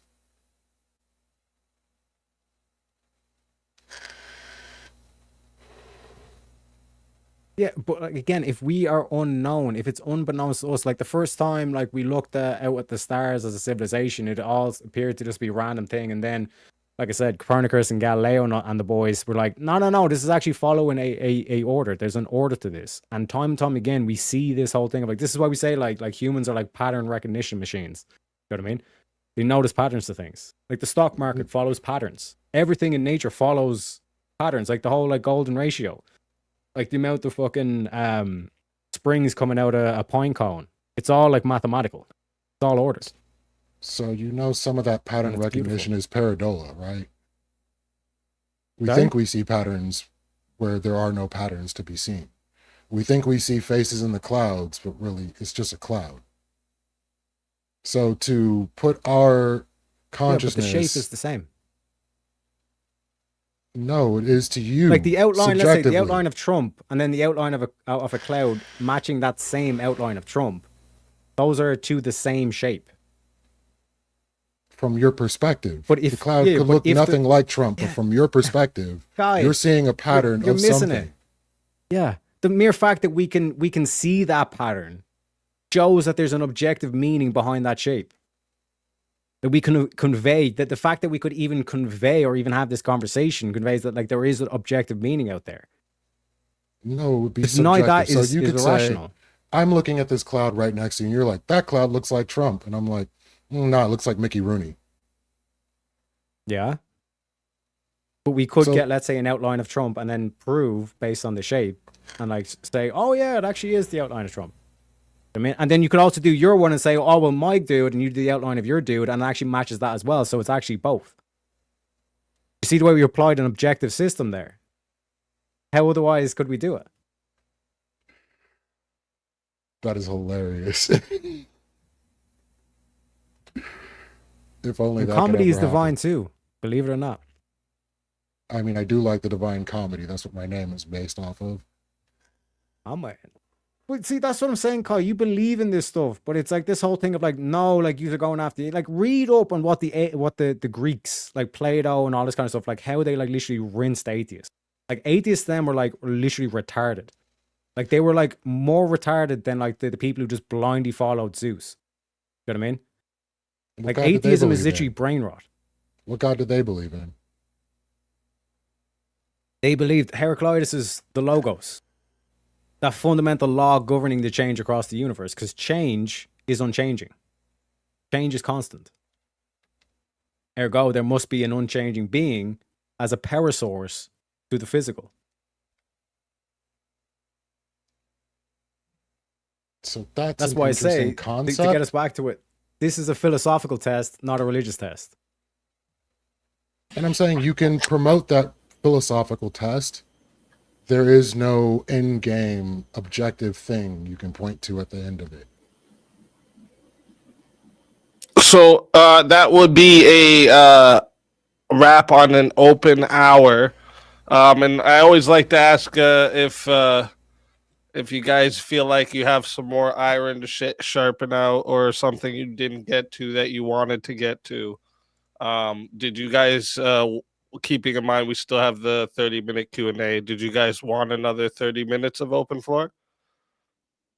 I'm Gucci either way. Yeah. Well, is there anything you could think of that maybe you wanted to get to that you didn't get to? I really wanted my question answered about what is something a religious person, but he's saying it's not about religion, but something that somebody that Like a undertakes, believer? yes, that undertakes this particular document can do that an atheist cannot do. Okay, you want to Yeah. answer that, and we'll go for if you guys feel like you're good before the 30 minutes is up, just let me know. But good job for both of you. It's been a really good faith conversation. I like this. So go ahead. Yeah, so like, for example, a religious person can never say, well, that's just your opinion. It's just your opinion that we shouldn't kill innocent people. You know what I mean? A religious person cannot say that. And someone who follows Heraclitus's principle of the flux would also say, you cannot say that. You know what I mean? Whereas a moral relativist could make that argument. An atheist could make that argument. Because they deny the higher being or the higher power. So you're saying that an atheist cannot say that killing an innocent is wrong. Yeah, they cannot ground it. Because that's just an opinion. Your preference. That doesn't mean it can't be said and believed. You know, but what I'm saying is that the religious person cannot make the opposite argument. They can. Like the atheist can go along with the religious and stuff, and one could make the argument they just basically inherited all the ethics from Christianity in America, at least. But when you look at the moral relativist can make those arguments. They can disregard human life or innocent life and just hand wave and say, well, we're all equal. You know what I mean? Egalitarianism, baby. Woo! Ignorance and intelligence, they're the same thing. You know what I mean? Like for example, as a person that does not believe in a higher power, you equalize power. So like intellect and ignorance, they're of same value. They're of same power. So this stated grounding, you're saying, makes it impossible for a believer to say that killing is not wrong. No, what I'm saying is that it's possible for them to say that killing innocents is right, because it's all just opinion. It's Well, all I'm saying for subjective. the believer. So based on Yeah, the sorry, God yeah, that yeah. I believe in says, I Yeah. can't say killing is I can do unjustified killing. Yeah. Isn't that just arbitrary in a sense? No. So when you look at the Bible itself, there's instances where innocents are killed, but it's based on divine command. So there's going to be caveats in regards to that. This is beautiful, Kai. This is beautiful. We're getting to the Bible now, and this is the beautiful part because neither of us are Christian. We're going to be talking about the Bible. It's beautiful. So when you look at the point of the Bible, to me, that's basically a test whether or not you're a slave or a man. And what I mean by that is the slave will just blindly follow whatever's told, whereas a man will actually apply critical thinking skills, will apply reason and empirical evidence. When you look at the God that's named at the start of the Bible in Genesis, we're going back to Genesis, baby. And you look at the commandment that was expressly given, you shall not eat from the tree of knowledge of good and evil, which means the knowledge of morality. So the first question would be, why would God not want you to know right from wrong? Why would God not want you to know good and evil?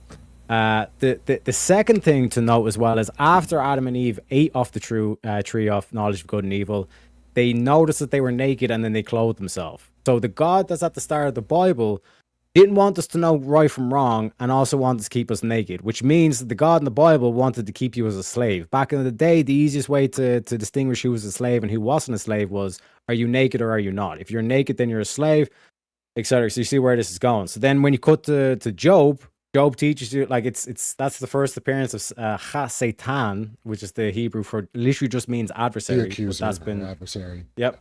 Do you know what I mean? And when you look at the God that's portrayed, in that he's bragging about Job, that he's so worshipful and all this kind of stuff. And Satan was the one who said, you take that stuff away from him, he won't worship you. And then what happens? You know what I mean? Like we cut to the end of the book, and God ends up giving Job twice the amount of stuff than he originally had, which proves Satan right. And here's the thing, like any of the atheists saying, see, there's so much contradictions. Those contradictions are on purpose.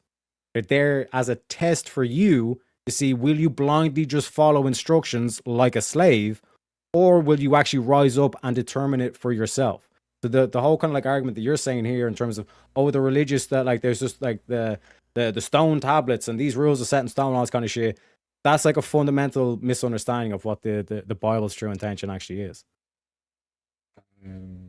I don't see that, but I would take you to the example of Saul when he was told to wipe out an entire people. What was Saul punished for? For not doing it. Exactly. So if you're saying that we're supposed to think for ourselves empirically and not be slaves, literally in that instance, God wanted a slave that would do what he told him to do and punished him when he didn't. Yeah. And what does Jesus spend the whole New Testament doing? Rebel against the current religious order.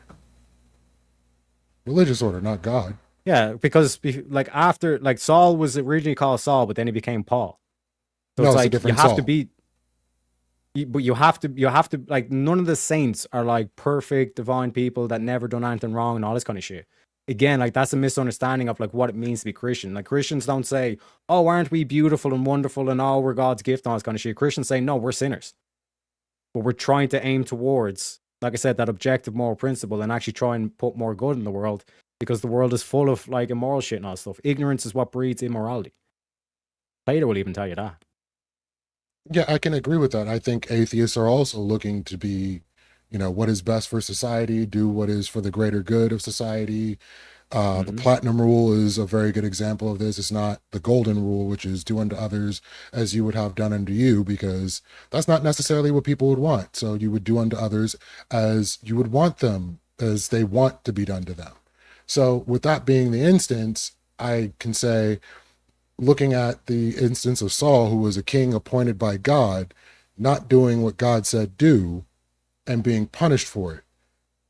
In doing so, it is murdering innocents, which goes against what is supposedly the objective framework. So why is this the case? Because like even that, like to state, like, let's say the golden rule, right? You cannot claim that like morality just subjective and then also put forward like the quote unquote golden rule, because you're simultaneously saying this is an objective standard that we ought to apply across civilization to everyone. But also, I believe that there is no such thing as an objective standard that we put across the whole civilization. You're contradicting yourself. It's irrational. How am I contradicting myself in this instance?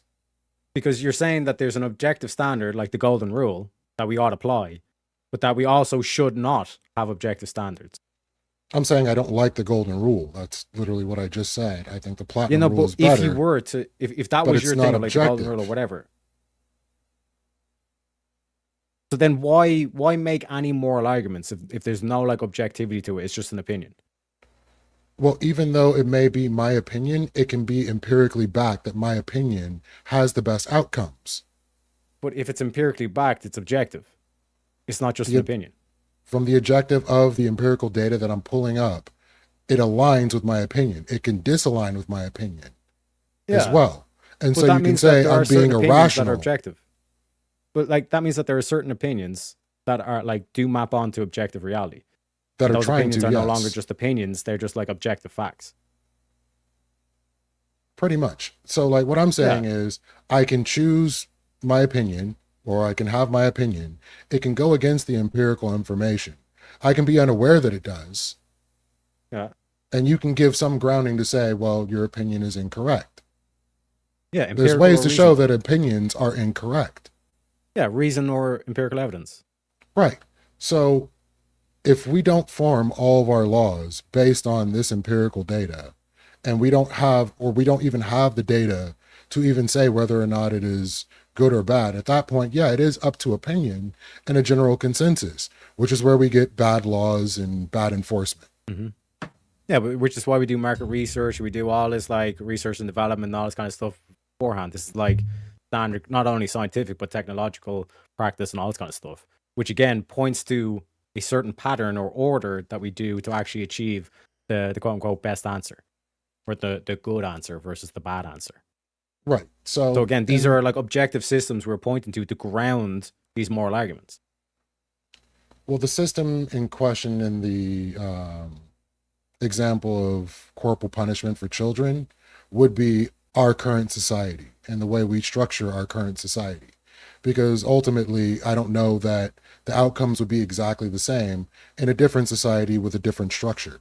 But the way we base education, the way we base how we deal with relationships, all these things moving forward are harmed by corporal punishment.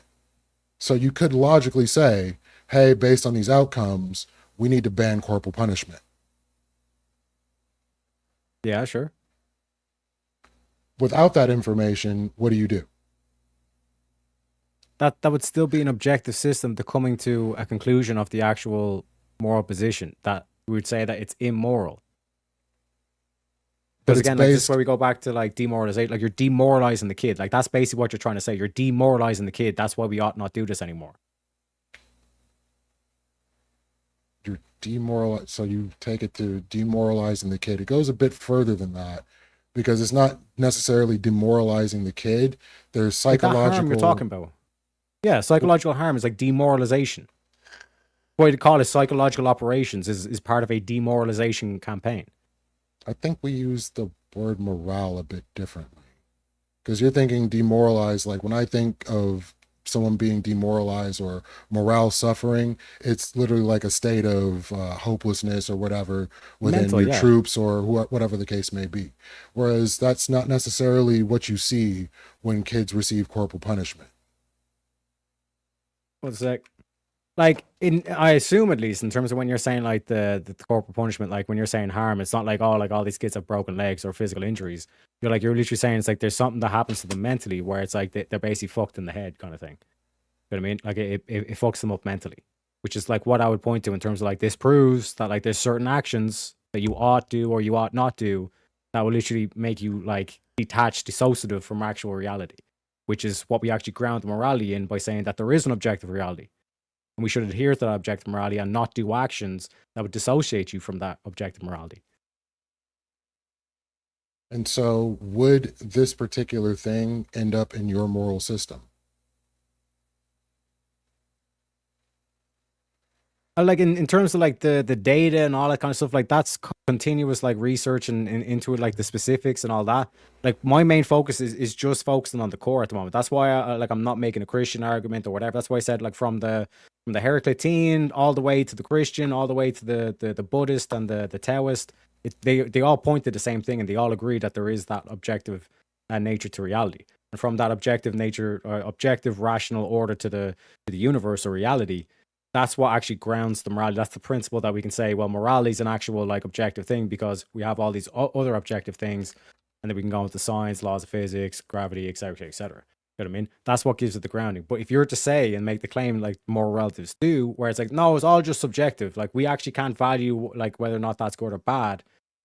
Then you have a problem. But like even the fact that like you say that like there is not, or it's just subjective, whatever, you're still end up pointing like you are like pointing towards in this example of the corporal punishment, where it's like these are negative outcomes, and then you point to like the mental state and the morality and all this kind of shit. And then I say, yeah, like that, you're basically saying the same thing, where it's like you believe that there's an objective standard that we can actually measure these outcomes based on that would prove empirically whether it's good or if it's actually bad for society. So, have you ever heard of the Akashic record? No. It's a concept that there's a written manifest of all events and information in the universe outside of our existence. Much like, how people think God is, like there's this written thing that has all events, past, present, and future in it, all information. Okay. In order to make objective moral claims of what is correct in this instance, we would have to have access to something on the order of that. Otherwise, I would say that we are all grounding our morality in the empirical data that we have access to, which in the case of your affidavit that would be signed, I would think that would be the method by which we show that we can ground any moral ought statement that we're making, which just saying the Bible said so, so this is what I say is moral, or the logos or whatever, that nobody can necessarily have access to, and knowing what its will is would be more irrational. Yeah, what I'm saying, like, I'm not trying to tie it to a particular religion. That's why I keep saying it's a philosophical test. Well, not a I'm religious not test. necessarily. I'm trying to stay outside of that. That's why I said the Yeah. logos. So if we're appealing to the logos to say that, our objective morality is grounded, how do we consult the logos to know whether or not that statement is correct?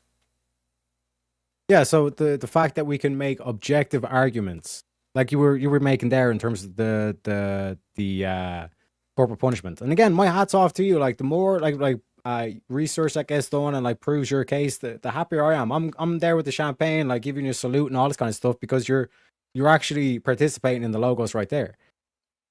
Like your whole presupposition is that there is some sort of objective standard that we can measure this to and prove that this thing is immoral. See what I'm saying? So like with the logos, like what I'm saying is that you have to agree that the universe is objective, rational, and ordered. That's all this affidavit is going to say. I already established that the universe is not entirely ordered. So to sign this would be a lie. To say it's disordered is to say that it's unintelligible. Wait, say that one more time. To say that it's disordered is to say that it's unintelligible. In some cases, the universe is unintelligible. Okay, so like in terms of like we lack understanding of particular parts of the universe. But the fundamental aspect of the universe is that it is rational, it is objective, and it is ordered. There's patterns. For example, even in the, like, we don't know black holes or whatever, but we know what black holes are. We've identified them. And like that already proves that it's rational because we can assign identity to it. See what I'm saying? Yes, but we don't understand its function. It creates, like, it Yeah, is but we know it chaos in the exists. universe. We But can know we, something exists and recognize it as yeah. being chaotic. But no, it follows a pattern. A black hole follows a pattern that we can recognize and identify. It is ordered.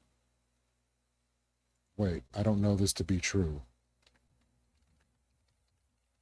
Because otherwise, how would you be able to determine what's a black hole and what's not a black hole? It has to follow some sort of a pattern. It has to have some sort of characteristics.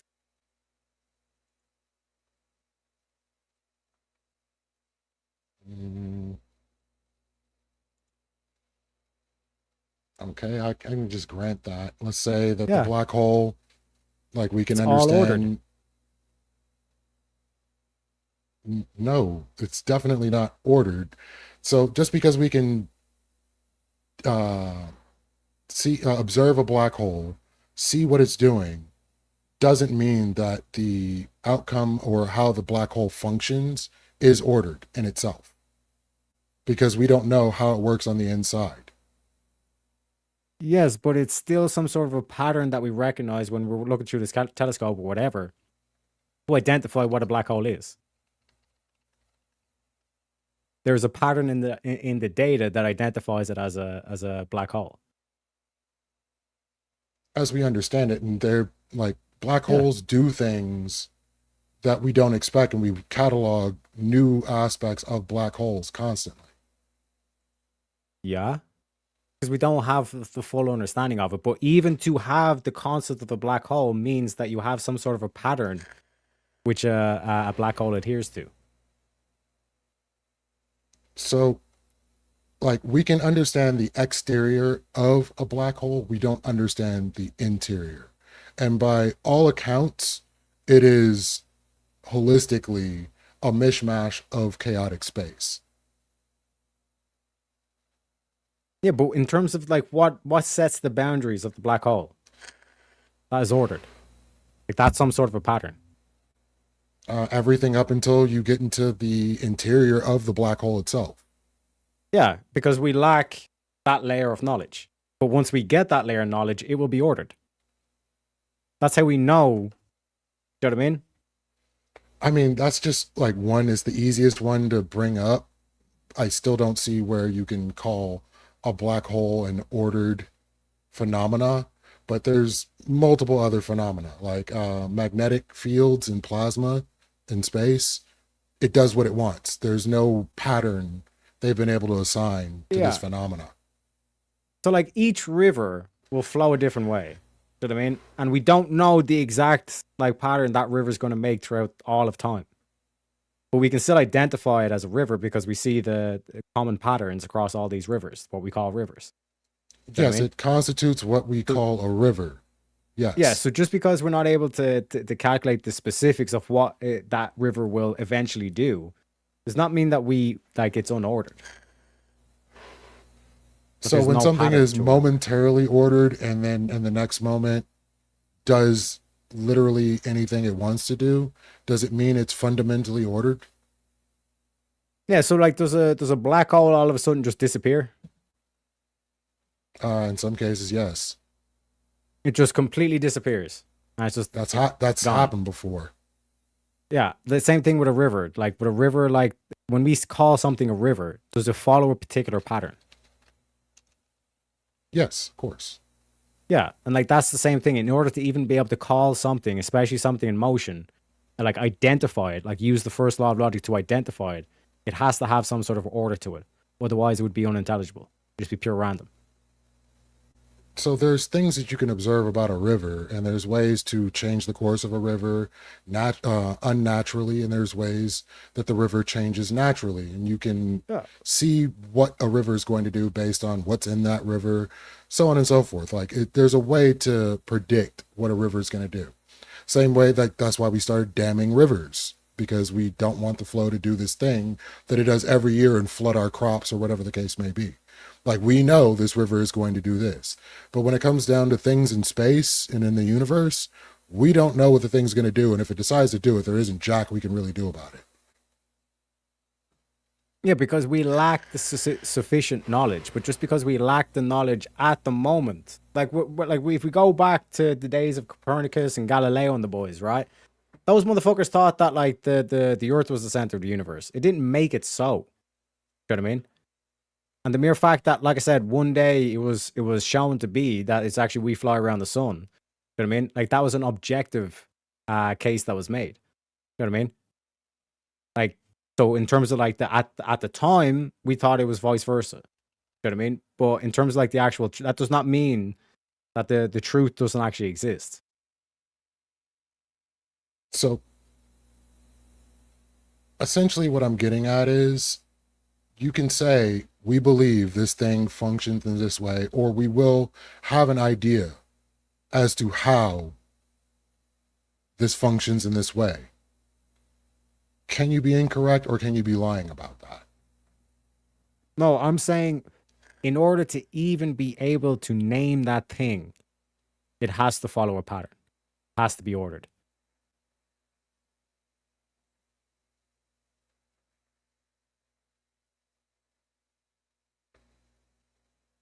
I can mostly agree with this. Yeah. So in order for something to exist in the universe, to identify something that exists in the universe, it has to have a pattern. Ergo, the universe is ordered. There are things in the universe that we know what they are, we can identify them, and there is no order to them. It's just we have a way of identifying them. So there's a structure to the thing that makes it the thing, but it doesn't mean there's an ordered thing. Because you just admit it, in order to even be able to identify it, it has to be ordered. There's some criteria by which we identify said thing. Yes. Yeah, it's some sort of order that it follows. Whether or not we fully know the order or are able to predict the order is regardless. It's still an order. You know what I mean? Like, for example, like a roulette table is a perfect example. Like that follows an order. It seems random or seems chaotic, but multiple times we've seen casinos like be able to fix the outcome and all this kind of shit. You know what I mean? Like there's going to be an inevitable result. It follows an order of, like, for example, like with the roulette wheel, you might not know which number it's going to spin on, but it's going to end up on a red, black, or green square.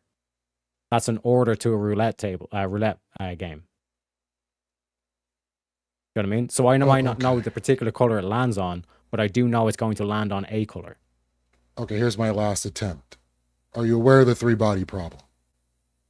No? Okay, so it's when three or more celestial bodies interact gravitationally.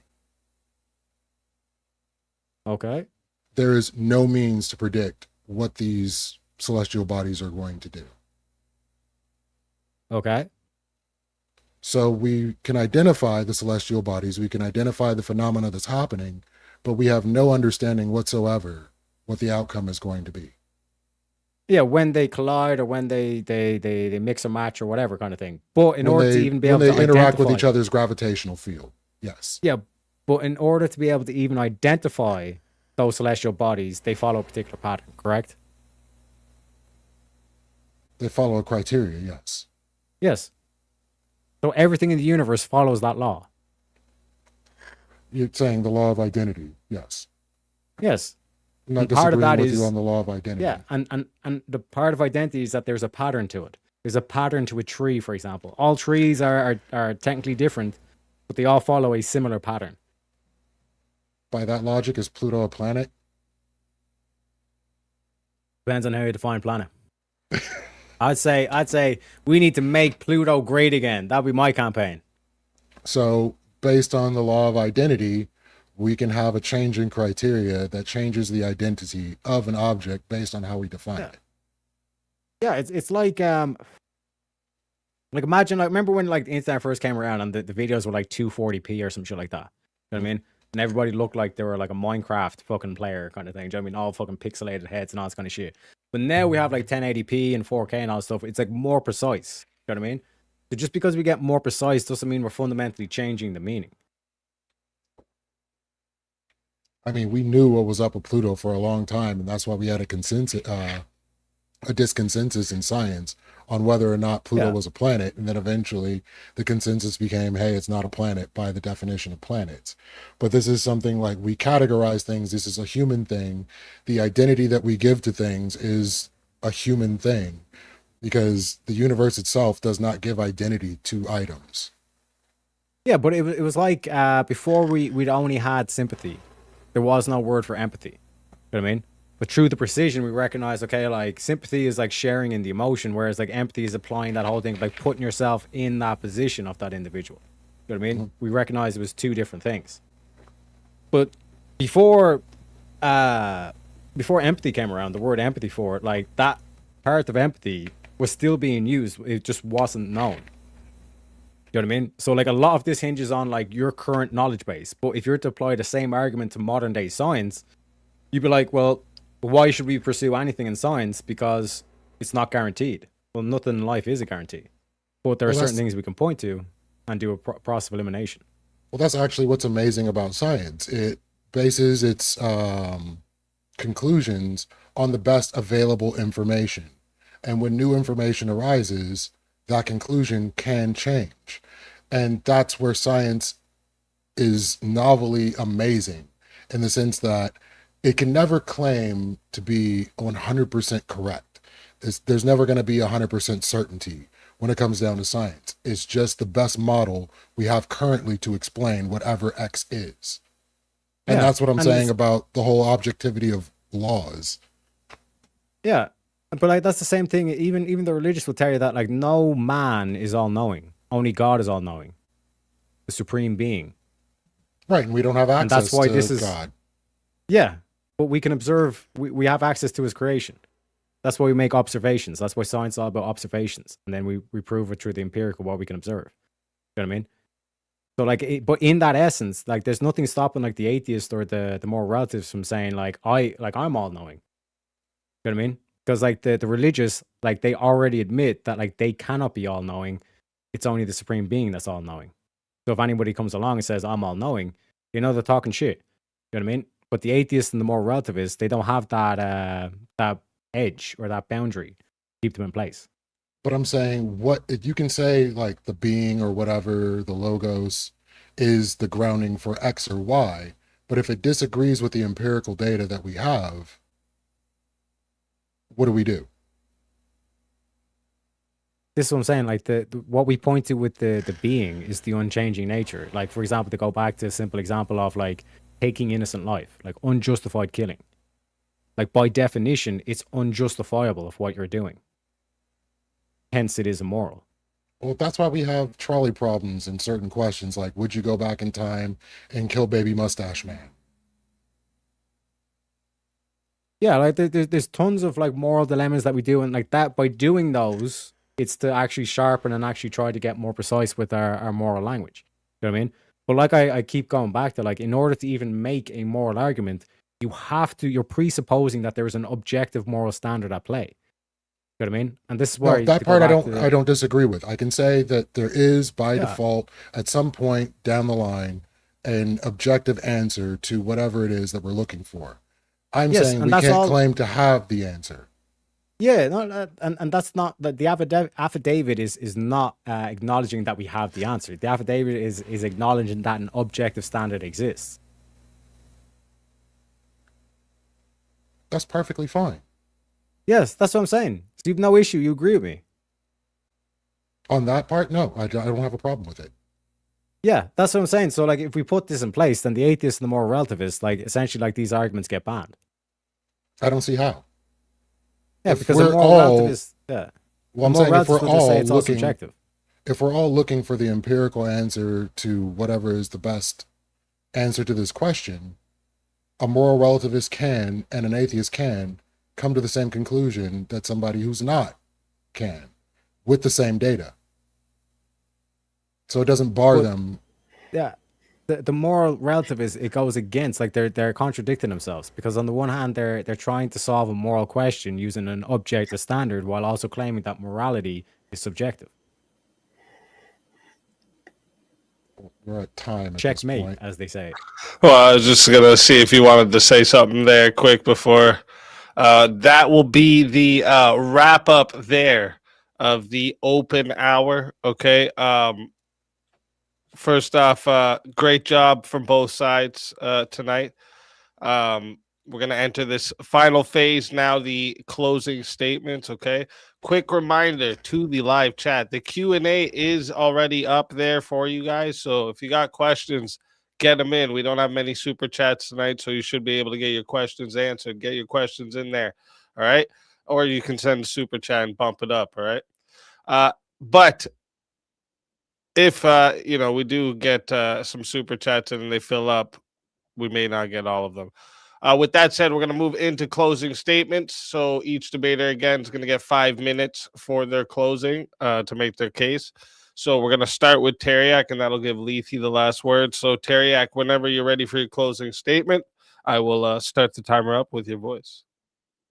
Yeah, so again, shout out to Easy for hosting, shout out to Kai for being the opponent. Like I was saying, kind of like fundamentally, it seems like a bit of a minor issue, and like Kai was even saying, yeah, like I don't disagree with what you're saying, Teriak, but fundamentally, if you were to pass the legislation, like I was saying, and it's actually pretty easy to do, you would lead to basically not only like current atheists and more relativists being like excluded from office, but it would also prevent like those sort of like dangerous ideologies, as they call them, from actually being perpetuated. Because, like I said, fundamentally, if you're to say that you're a moral relativist, but then you claim to point to an objective moral standard to empirically prove your what would be your opinion, you're basically contradicting yourself. You're basically saying on the one hand that it's like, yeah, morals are all subjective, but my morals are better because there's this empirical standard we can point to, but they're also subjective, which means this is just my opinion.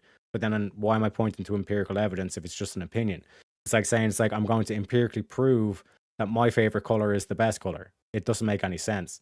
One thing that we didn't get to that I was hoping that Lethe would go on, but we didn't really get too much into the legal, which is like this whole thing of like the precedent from like the actual founding fathers. Because bear in mind, chat, like I'm not asking you to believe me or to trust me in this argument. I'm simply asking you is to trust like your founding fathers. Like John Adams said, like our Constitution was made only for a moral and religious people. It's wholly inadequate to the government of any other. So it's like to try and warp that and twist that and say no, like John Adams like was saying when it's only made for moral people, it was also including moral subjectivity. But then you're saying that John Adams is saying that our Constitution was made for subjectivity, which makes no sense. Do you know what I mean? Because then why would you make a constitution? Because you're putting an objective framework in place then. Do you know what I mean? So it can get very tricky and kind of like paradoxical. But if you keep the rationality and keep the light, you can actually see through that a lot of these positions are just self-refuting. And like I said, if there was a push for this would essentially get the main thing that I think a lot of like Christians have realized, that like a lot of this this moral decay and all this stuff has stemmed from atheism, belief in atheism, egalitarianism, and democracy, and like shit like that. Because like fundamentally, what it does is it puts intelligence on the same level as ignorance, and it just descends down to mob rule, which never ends well.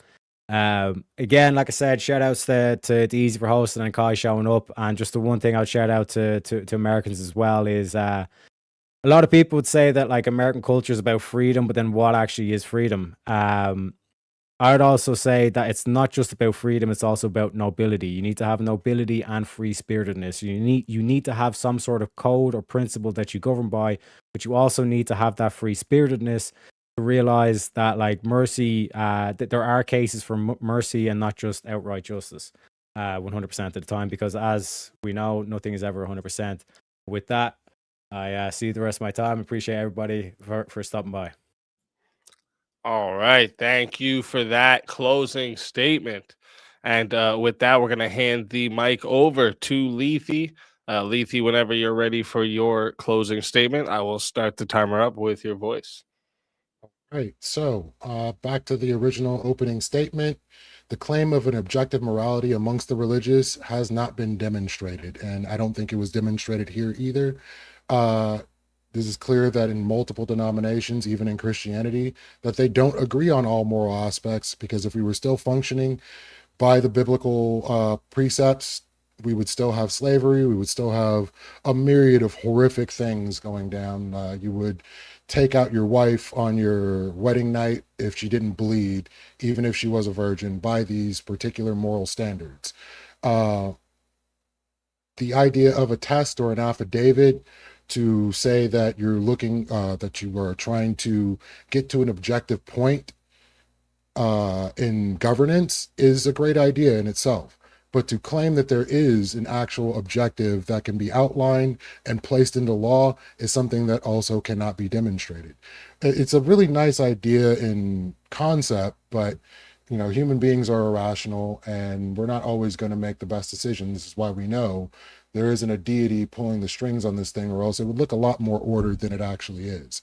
And we wouldn't have people working against their interests. The expectation that the nobility would do so just ended up establishing another church so that a noble individual could do horrific things. So I don't have any expectation that this test could even be upheld in a court of law, because like even in this conversation, there's so many caveats and misconcepts that wouldn't be agreed upon across all religious bounds. So like if you were to say, if you're an atheist, well, okay, I'm going to agree to this and then I'm just going to do whatever I want to do anyway. Like, who's to say whatever moral outcome they get to goes against whatever the logos would say it wants? So there's no way to demonstrate this. And until there is an actual way to demonstrate it or something to consult, it seems like a waste of time and pretty useless. But it was a great conversation. And thank you again, Easy, for hosting. Thank you, Teriak, for pulling up. You are definitely an individual that is strong in argumentation. All right. Thank you for that closing statement. And with that, that is going to wrap up both the closing statements. Great work from both debaters tonight. Listen, if you're enjoying what you're seeing, make sure you like the stream, subscribe to the channel so you don't miss any of the debates we host here on Swords of Reason. We run all kinds of matchups, like I said, political, cultural, social, philosophy, internet beefs, trending topics, literally anything there's a conversation worth clashing over. We bring it into the arena. So, also, don't forget to subscribe to tonight's debaters as well. Okay, their links are in the description. So make sure you guys go show them support for entering the arena and sharpening their arguments tonight in front of us all. Okay. Before I start the official timer for the chat Q&A, I always like to ask a question or two for each debater myself, based on things I heard, arguments maybe I want repeated or something I think was missed, stuff like this. And then after those questions are answered, we'll get to the official 30-minute Q&A. So chat, you guys still have time, get your questions in. All right. So my first questions will be for the affirmative side. So for you, Teriak, if an atheist consistently and like governs justly and like upholds fair laws, what specific harm would justify banning them from office? Yeah, so this is the key thing. It's not necessarily saying that it's not necessarily saying that like if you have a religion, like if you don't have a religion, then you're out of office kind of thing. It's specifically getting these people to like bind it in like terms of a legal document that they admit that there is an objective moral standard. It's not necessarily that like atheists can't govern by an objective standard. It's the fact that you put them on paper to say that they are governing by an objective standard. Because at the moment, there's nothing from stopping like any one of these like congressmen or whatever to like, let's say, change religion or change moral standard and just say, well, I'm a moral relativist. Now all of a sudden I'm going to push Sharia law, for example. You know what I mean? Whereas if you have them on this affidavit, they basically signed up and they said, well, I'm a Christian. I'm governing based on Christian ethics. They can't all of a sudden flip the switch over to Sharia law.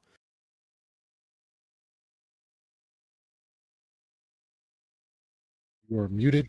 Yeah, wouldn't be a speakeasy stream if I didn't talk on mute at least once. Did you have anything to say for that, Lethe? I just don't see where it's even useful in that instance, especially when people can say one thing, like they can sign the paper, and then at the end of the day, there's nothing to really tie or bind what that objective thing is. So to even just Yeah. say, oh, I believe there's an objective, grounding for whatever, doesn't make it so. Yeah, because like on the one hand, they would say, well, we have to push this hate speech legislation because that causes harm, but then they have no issue passing like legislation that like have like gay kids cutting their dicks off. They believe they're trans.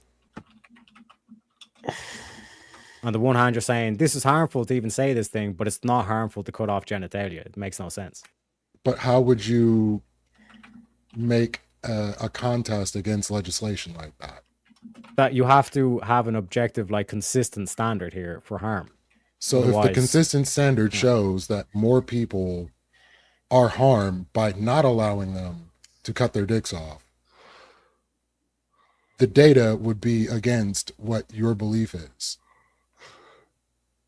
No, the data would like in terms of like the objective standard, what like a Christian to a Taoist to a philosopher, like they would all agree of what the harm is. If you were to objectively show that it's actually more beneficial to let these gay people castrate themselves, but you see the contradiction in the statement already. It's like they're castrating themselves, et cetera, et cetera.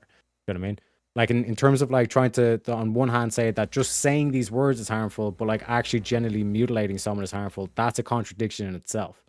I mean, but we have those arguments actually being made in Congress, and it makes no sense. It's literally an irrational, the cognitive dissonance. All right. Oh, No. okay. And then my next question for you, Teriak, would be: so is it basically that, like, is the argument that atheists? Is it just that they can't ground morality, or is it also that they, or is it just that they will govern immorally? No, it's. I want to force them into grounding their moral cases. 'Cause I'm sick and tired of people making moral cases and not having actual consistent grounding to it. It's just whatever I feel that day. And did you have anything for that, Leafy? Yeah, I'm saying that if it's not going to be that is the case, because you're going to have people that have information that will contest whatever law or ruling comes into play. So if you were to try to say, hey, based on my beliefs or based on whatever, I think my moral grounding is this is what it is, and you try to make a law, there's going to be people that can come forward with data and other things refuting that thing. So at the end of the day, if what you believe just doesn't pan out in reality, what's the need for this particular legislation? It's so that all of a sudden you just don't change your standard. I'm saying if the standard needs to be changed based on the data that we have, like we've been doing it wrong for thousands of years, all of a sudden tomorrow somebody made a breakthrough and we now know this has been screwing us over and this is why we have all the problems in the world today. Wouldn't it be good to be able to suddenly change that? Again, like just because it changes doesn't mean it's not objective.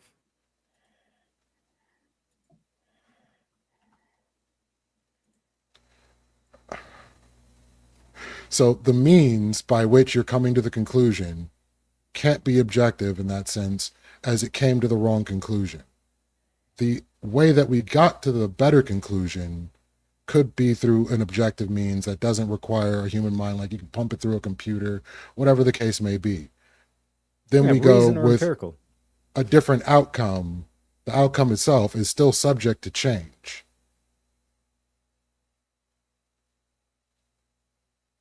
Yeah, like we're not perfect beings, we're becomings. So if it can change and it needs to change, where's the objectivity? The standard that you're pointing towards, like the need of why it needs to change. That is the objective standard. Works for me then. That's what I'm saying. Like you don't necessarily like you would be able to sign this affidavit, but it would bind you to an actual moral system. that you would be like adhering to an objective moral system, not just harm, but harm can mean anything from saying words to cutting kids' genitals off. What is the objective moral system that's being agreed to has been like the question the whole time.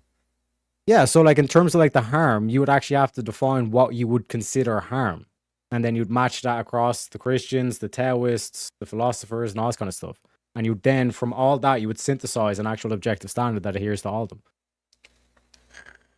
Because all of them actually believe that like there is an objective standard. Whereas the moral relativists and the atheists, they would say, no, there is that's foolish, that's pointless. There is no objective standard we can do, but they'll also make moral arguments, which again is contradictory. And all of these groups, like if you're trying to run it across all these different groups, which all have different objective standards, and they disagree, how do we know which objective standard is the correct objective standard? Because there's certain things that they all agree on. So like those unjustified things, killing. we pretty much use those We no matter synthesize. what. But there are others in which You're they getting don't. there. You're getting there. Yeah. There's other standards. Yeah. So we can focus on the commonalities. What are all these ancient texts saying? They all say like very similar things.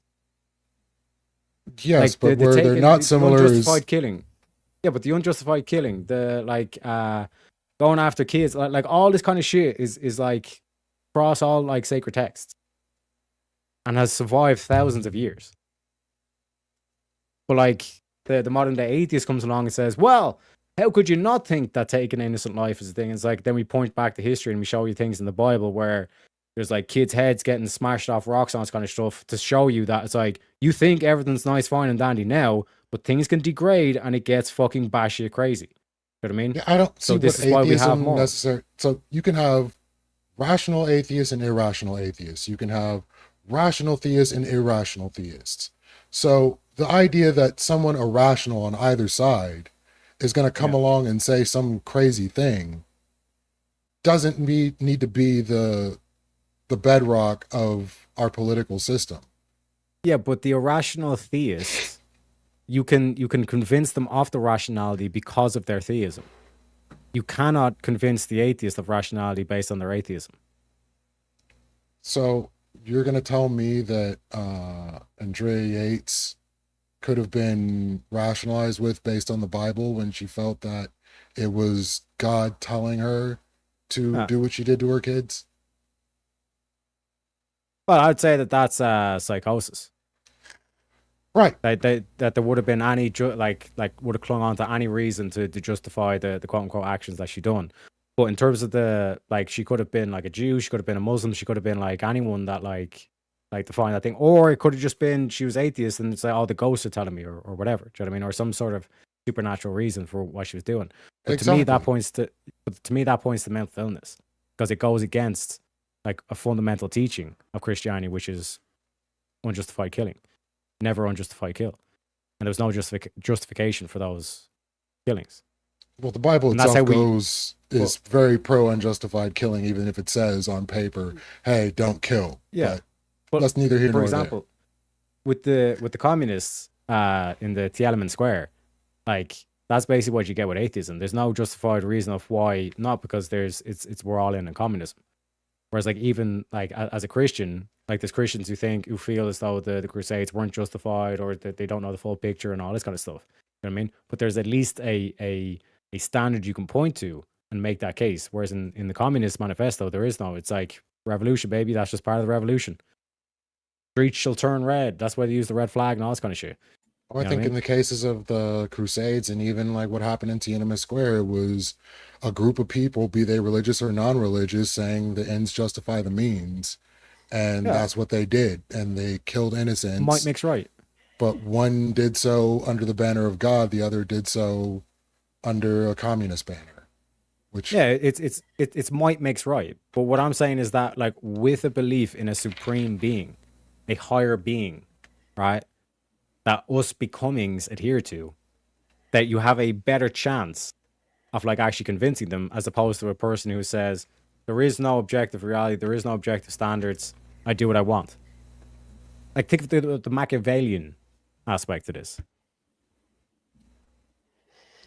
Like there is no logical argument you can point to.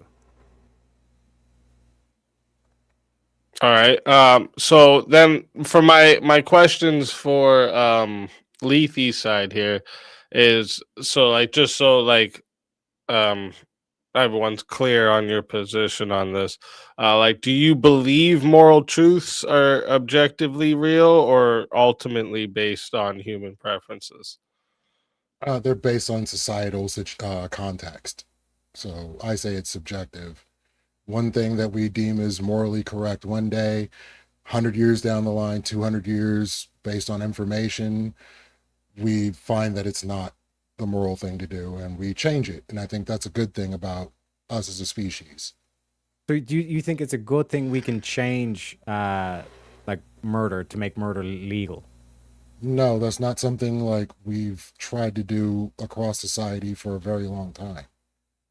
But when you look at like what was it anarchists, like they want to get rid of all the laws. There is no objective like truth or laws that we can adhere to. So that would effectively get rid of murder as a law. As a law, but ultimately, I think as a societal species, like I was saying, we're going to see that murdering people doesn't have good outcomes. So even if there weren't Yeah. laws, even though I don't agree with anarchism, they're still going to have some structure of things that they do and don't Order. do to make sure that their society functions. Yeah. You It's about so survival. so Teriak's kind of asking my second question almost. The way I was gonna ask it is like, so if morality is not like universally grounded, what limits the government like from redefining what justice is into however it wants? I mean, it kind of does already as it is. It's pretty unfortunate, but there's certain laws that we've had that have changed or ended up disenfranchising people, and we have to reevaluate those laws over time, which is why we have things like the Supreme Court in America to make sure that these laws are in line with how things work. This is why, Roe v. Wade not ever being codified into law allowed for a change. And whether that's for the good or for the bad remains to be seen. But eventually the data is going to show out like on how beneficial or negative it was. And hopefully they'll codify it or leave it as it is based on that data. Did you have anything there, Tara?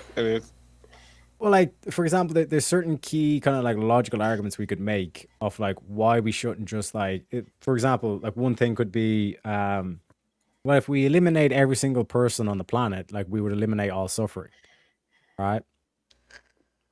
But that's like antithetical to actually like humans or like intellect as well, because you're effectively just like genociding the whole planet. So you're trying to justify like a quote unquote good action or what would be seen as a good action by doing a completely horrendous action. You know what I mean? Whereas if there's no actual objective standard to actually point out what we're about to do is evil, then you can't really make the argument. You know what I mean? Like every single time that you try to say, well, empirical evidence, like that's an objective standard you're appealing to. So you're constantly stuck in this loop of saying there is no objective standard, and I'm proving that by pointing to an objective standard. So if the objective goal is to end all suffering, that's an irrational idea to come to because there's going to be some level of suffering. So I would say going with the idea of harm reduction, reducing harm as much as possible, would be a much more tenable objective to go from. So you can have an irrational objective, but I mean, that's just how it goes. Yeah, but it's by definition it's irrational. Yes, you can have an irrational objective. Yeah, but like what So I'm saying is that, but what I'm saying is that like trying to obtain an irrational objective versus a rational objective, I would say you should pursue the rational objective, not the irrational. Correct? you would That'd be more think, rational. you would think. So like on paper, ending all suffering sounds good. But the way to get to that goal would be the end of all humankind. Because the only way to ensure that no human being suffers would be to get rid of all humans. So that would be an irrational objective. It may sound good on paper to some people. That's not the objective we're going to go with. So to go Yeah. with harm reduction would be a more rational. Yeah. So like rather than saying to get rid of suffering 100%, a more rational position is to lower that as much as possible. Correct. So you see the way we've shifted from an irrational standard to a rational. Yeah. And I could say some things that are objective in some moral frameworks are irrational, but people believe they are rational. You can be incorrect. Yeah, but like in terms of like the objectivity to it, like that would bear out in the either the reason or the empirical, correct? That's what we mean by objective. Right. Well, I'm talking to objectives like what your goal is. So you're objectively moving toward a goal. Yeah, but what I mean is that like outside like of like what our opinions are about it, it would be proven based either on reason or based on empirical. That is an objective standard. It's not just some dude's opinion on this kind of shit. The mere fact that you are pointing to an objective standard to prove the case proves that you actually believe in the same thing. You know what I mean? And like I said, the passing this doesn't exclusively just make it religious people only. There's philosophers and like I said, Taoists and all this kind of stuff that like this would like still it's not discriminating against any religion. This is why it doesn't break First Amendment. It technically would be constitutional to do this. You know what I mean? But it would just eliminate all this discourse of well, morality is subjective. Like that would never be able to actually be made as a case, and that's what this would stop effectively. The idea that a Hindu would be like, yeah, it's not objectively wrong to kill cows, and agreeing with everybody eating burgers would be outside of the expectation. Yes, but there's no rational position that they can give to why we ought not kill cows. You know what I mean? To them, they can. We just don't agree with them. So the same thing goes. I don't think there's any empirical, rational thing you can't put to an atheist or a moral relativist and have them agree with you and it get implemented. Yeah, but again, like in terms of the cow example, like that's specific to that one religion. You know what I mean?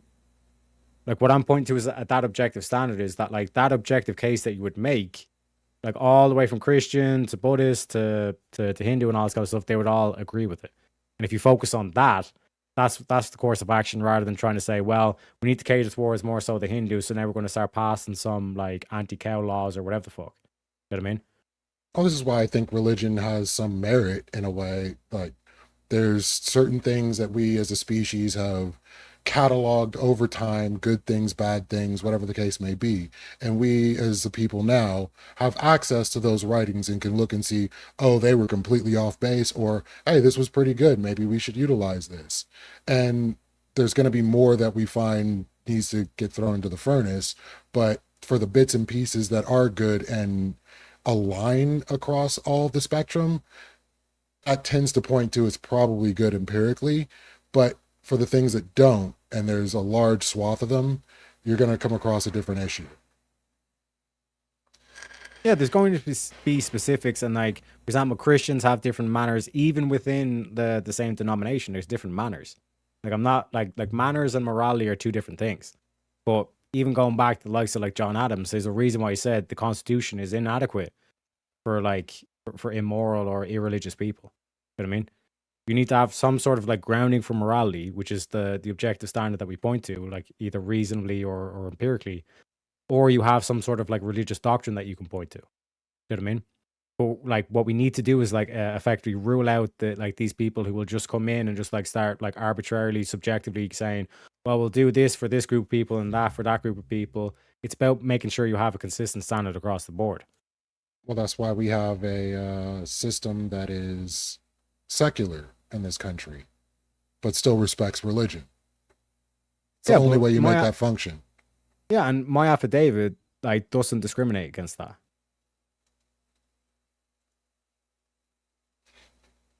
Because all the way from Okay. the philosopher to the religious, and like any religion, they would all agree on this underlying principle of reality. All right. So we're gonna get into the official 30-minute Q&A chat. Now's your time. If you got questions, get them in. All right. Now is your time. All right. Let's start up that timer. Let's start. We only got a few super chats here. So we got Prince of Dogs said, good to be home. Thank you, Speak, for another great stream. God bless you and fam, just support. Thank you very much, Prince of Dogs. Glad you made it home okay. And then Prince of Dogs also with $2 on the Teriak side with Let's Fucking Go. And then Rule Over 2 on the Teriak side for $5 says, so awesome to see it in practice and then be applied.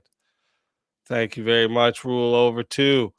And then we got Sempiternal coming in 2 times with the $2 just to show some support. Shout out to you, Sempiternal. Mama Do comes in with $10, says, I guess I'll keep my opinion to myself tonight, YouTube. Y'all have glorious, blessed days ahead. May your guardian angels be many and always close at hand. Big, big loves, y'all, Mama Do. Thank you very much for the $10 super chat. I appreciate that big time. Shante coming in for $5 just says Toasties search continues. Yeah, he might he's gonna be looking for a long time. Thank you, Shante. And then Rule Over 2 gifted 1 Speakeasy membership. Shout out to you. I appreciate that big time. Jeremy comes in for $10, says Teriak. Based on your prompt, which is more preferable? Muslim pushing Sharia law who has objective morality, or atheists who pushed policies that were in alignment with Christian morality? Yeah, so like this is a typical thing that's gets thrown around. It's like the fact that an atheist would be pushing a policy that's alignment with Christian morality is still an atheist pushing for an objective moral standard. So all you're basically doing is forcing the atheist to stop having an irrational position and denying that there's an objective standard while pointing to an objective standard. See what I'm saying? So it's like it's not necessarily like we want to get rid of a particular religion. It's we want to make a philosophical test to prove and like to not necessarily prove, but to what would be the word, like to keep that essence of the Constitution that John Adams talk about, where it's like it's meant for moral and religious people, wholly inadequate for anything else. So to call yourself an atheist, to deny a supreme being, while at the same time trying to make it a case with an objective standard that you're pointing to, is self-refuting. You know what I mean? Like the way to look at that would be like the Muslim has a more of a rational position to push what he's pushing than the atheist pushing what they're pushing. All right. And then do you have anything for that, Leafy? So it's the idea, and this is a lot of what this conversation has been, the Muslim pushing Sharia law who has objective morality, their objective morality, or what they believe is objective morality, and an atheist trying to align with what Christians define as objective morality. At that point, we're in a subject, like, unless one group can prove that their system is actually objective and comes from something and can prove that that thing is correct, I don't think it makes much of a difference. I think we should just go with what gets the best outcomes. Like if there's something in Sharia that actually functions over something in the Christian framework, why wouldn't you adopt it? Like halal food is good. Yeah, so like we've seen this where like Muslims will literally argue that a less intelligent society is better, which is an irrational position to hold. You get what I'm saying? So by pointing to that like objective standard, that's how you disprove it. So, and that's why I'm saying like this is not like a religious test, which is like basically what Jeremy's trying to do, where you're holding like an atheist versus a Muslim in terms of like the belief structure. The two belief structures they're pointing to are objective structures. So long as you're agreeing that there is an objective structure, that's how you get to the whole point of like you basically get them arguing that ignorance is better than intelligence, which is literally an irrational position, which defeats their argument, objectively speaking. Jeremy comes in with another $5 and says, but your prompt is to deny those people from even being in public office. How is your stance consistent? It denies that they're like allowed to hold public office and even those arguments to be presented in public office as well. So are you saying that the Muslims would be preferable? And No, that I'm and not it's giving for I'm not giving yeah, I'm not giving a preference to one religion here. oh no, because in Jeremy's first question he asked like which would be more preferable, the Muslim pushing Sharia law or the atheist who was pushing policies that were in alignment with Christian morality. Yeah, the objective standard that he's pointing to would be the Christian one because I pointed out why the Sharia law is wrong. But what I'm pointing to is like to call yourself an atheist is to say that there is no objective standard you can point to. You know what I mean? There's like a contradiction built into the question. Okay. Did you have anything for that, Lethe? No, not necessarily. It does seem inconsistent because, like I've said across the board, all these different groups are claiming objectivity, and if it's objective, it would be true absent a mind, but yet there's still disagreement. So apparently, there's something rotten in Denmark. Yeah, so like the Muslim will argue that like a less intelligent population is better. That's an irrational position to hold. Yeah, I Like agree. America is by sheer irrational. definition. You know, but that thing that they're pointing to is irrational, ergo, it cannot be an objective, rational order standard. But that You know what I mean? particular standard was put forward by Christians. What are you talking about? Having a less educated society was pushed forward. Like the whole idea of abolishing the Department of Education, all that stuff was put in play by Jerry Falwell back in like the 70s, and through the Heritage Yeah. Foundation and I want to say Nixon started moving forward, or was it? No, it was Reagan.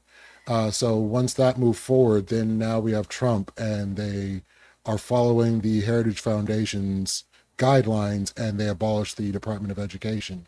And since Reagan and when the Heritage Foundation began, they've been removing higher education or the ability to gain higher education in America. So, like, literally, they've been pushing for a less educated society. Yeah, so like in terms of the like we can point the empirical where the Department of Education like came into being, and then the standard of like reading and writing has actually gone down since. Arithmetic Right, as well.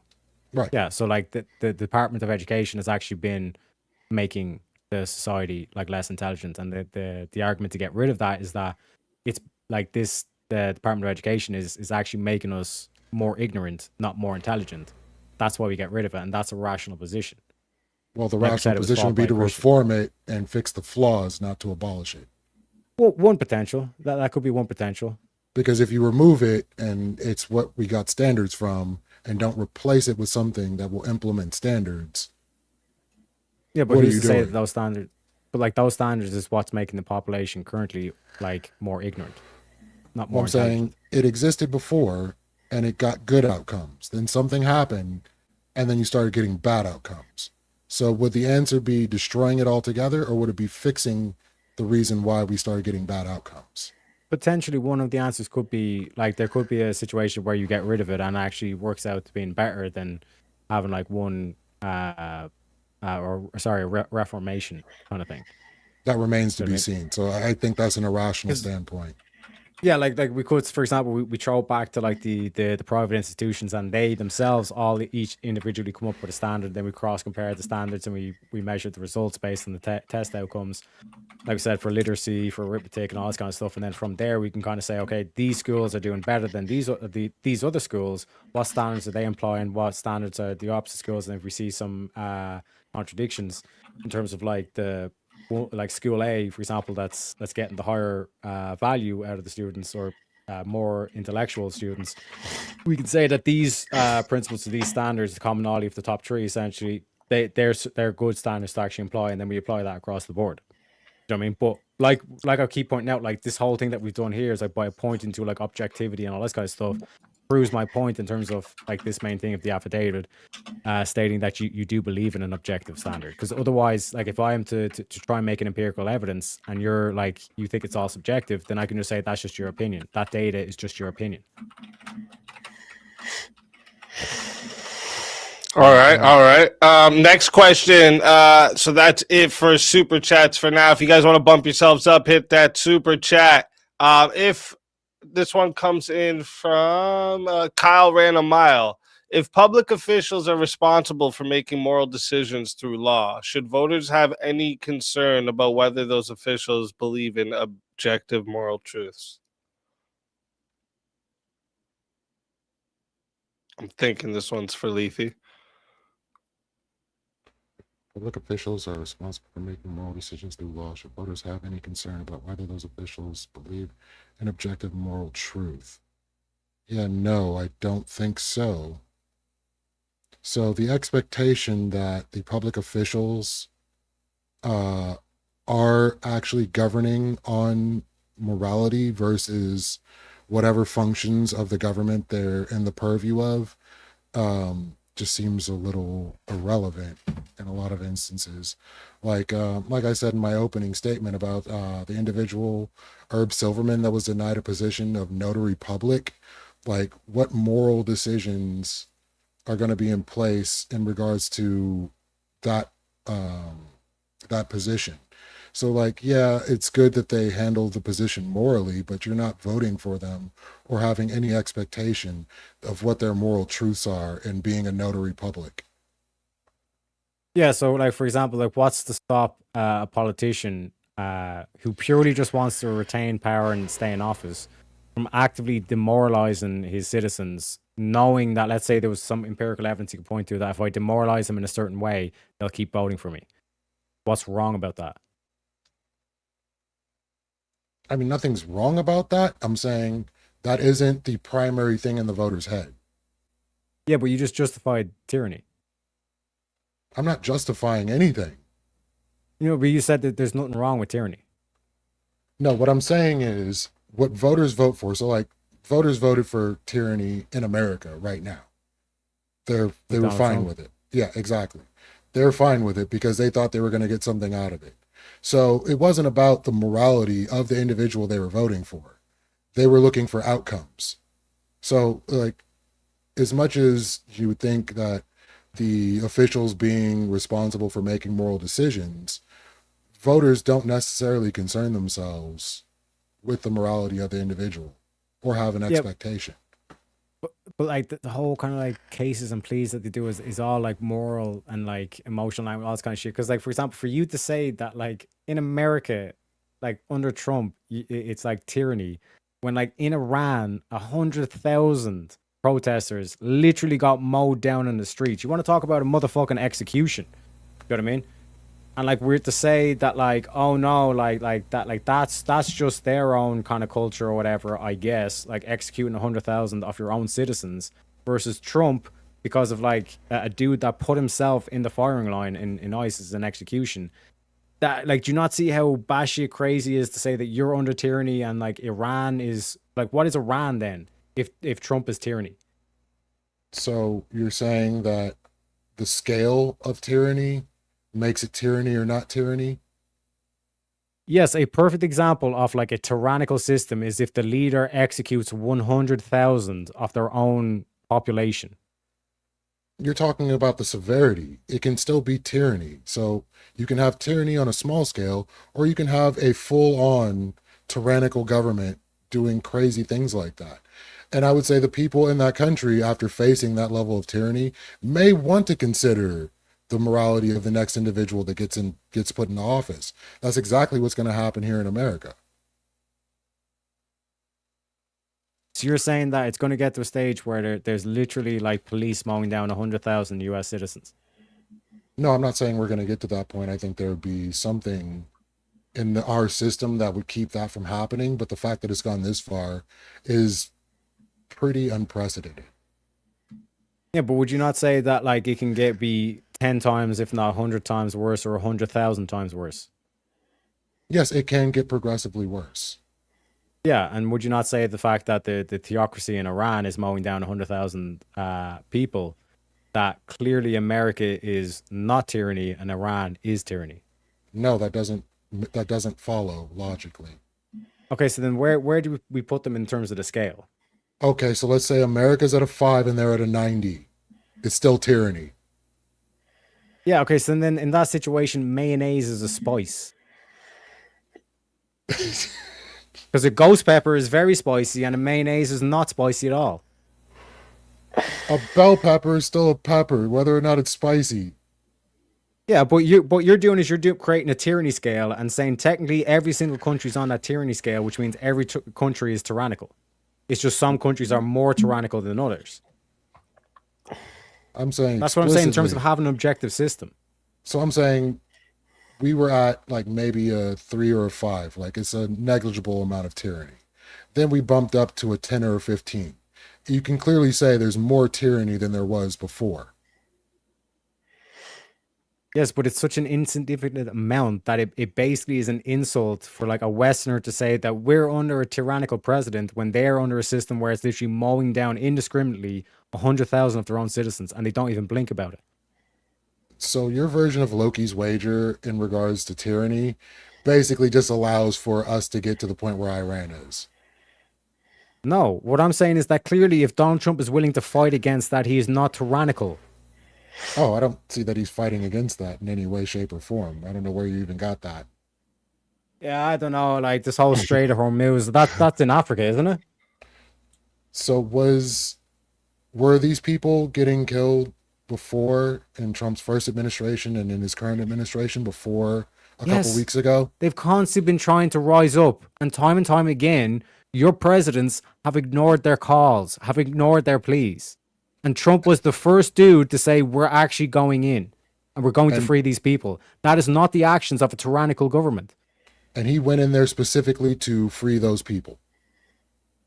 That's a large part of the cause. Like when you All go right, back this into is getting on to a little bit of a different subject. I but got a Yeah, bridge to it's more something, than my dude. welcome, more than welcome to bring it up again in the open panel. I'm sure that'll be a spicy one. Rule over 2 sends in a gifted membership. Shout out to you. Thank you very much. Shante with $5 says, Toasty, shut the fuck up. I agree. Shut up. Thank you very much, Shante.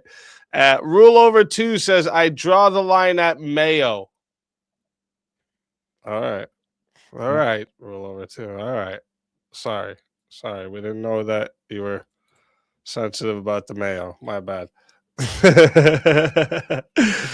Next one. This is from the Q&A here. This one actually came in from Seahawk Daddy. Dennis says, how do we identify atheists and moral relativists when they have no moral restriction to lying? There you go. Yeah, so again, we just like have It them is a good question, yeah. Yeah. So like we basically have them on record. You know what I mean? Like this is the main thing. It's more so to like it's not only to prevent the individuals from making it's more so to prevent like the even argumentation of it to begin with. You know what I mean? Like to say that like oh it's like impossible to identify an atheist or a moral relativist, they would simply deny it. They'd just simply say oh like that's not moral or like morality is subjective. It would be like their typical counter, and you would say you can't make that claim. It's the same reason why we make them take oaths. If all of a sudden they're found out to be acting against America's interest, that is treason. You know what I mean? So it's like in terms of like that, that's why we talk about evidence being about reason and also empirical. If there's emails of Tucker Carlson giving sensitive information to the IRGC, that motherfucker committed treason and he's going to jail. So now we've got treason on this? No, I'm saying like for example the oath of office. You know what I mean, or the oath, like pledging allegiance to the flag. That means that it's like you will never act against America's own interest, and if you are found to be acting against American interest, your ass is going to prison. So in this instance, if atheist lies and say, they're a Christian or they sign the affidavit, whatever the case may be, and they have an argument as to why it's within the moral objective framework, even though it clearly isn't, and people agree that, oh yeah, well, we thought it wasn't, but it is. How do you stave against that? Based on the empirical and the reasonable. Rationality and empirical. Same what we do for science.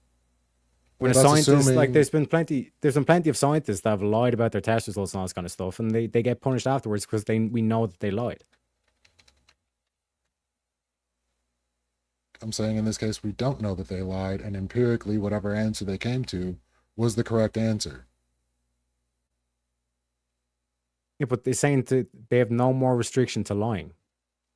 Yeah, to say that, they're going to follow this and that, but really they're not following any of that. They're just going with Yes, the but data, the yeah, numbers, everything that works in the position that they're in. the empirical standard, an objective standard.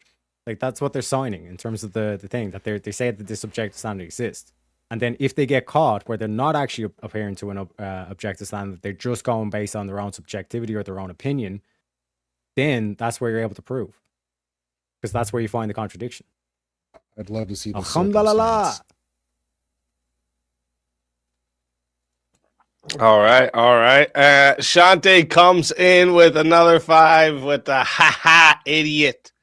Idiot indeed. See how much he can say anything now, huh?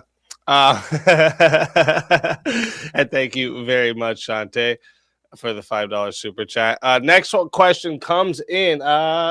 Who is this one from again? Let me just get it.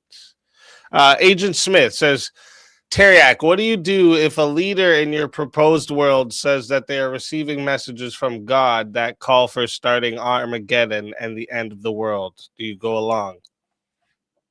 So in your proposed world, say that they're receiving messages from God that call for starting Armageddon and the end of the world. That to me is a telltale sign that they're a slave. Like in terms of like when we're talking about God, we're evoking the reason and the empirical. That's what you're making the argument towards. You're not saying, I got told this and this is what we're doing. That's literally slavery. You're just obeying what you think you're told.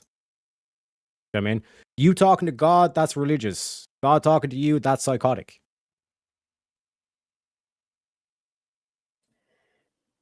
All right. So Did you have we something, Leafy? currently have people in office like Lindsey Graham, Ted Cruz, Pete Hegseth, who say this current situation in Iran is to bring about the end times, and this is, what's preached about in the Bible, so on and so forth. Ted Cruz said he got into office to make sure Israel is protected.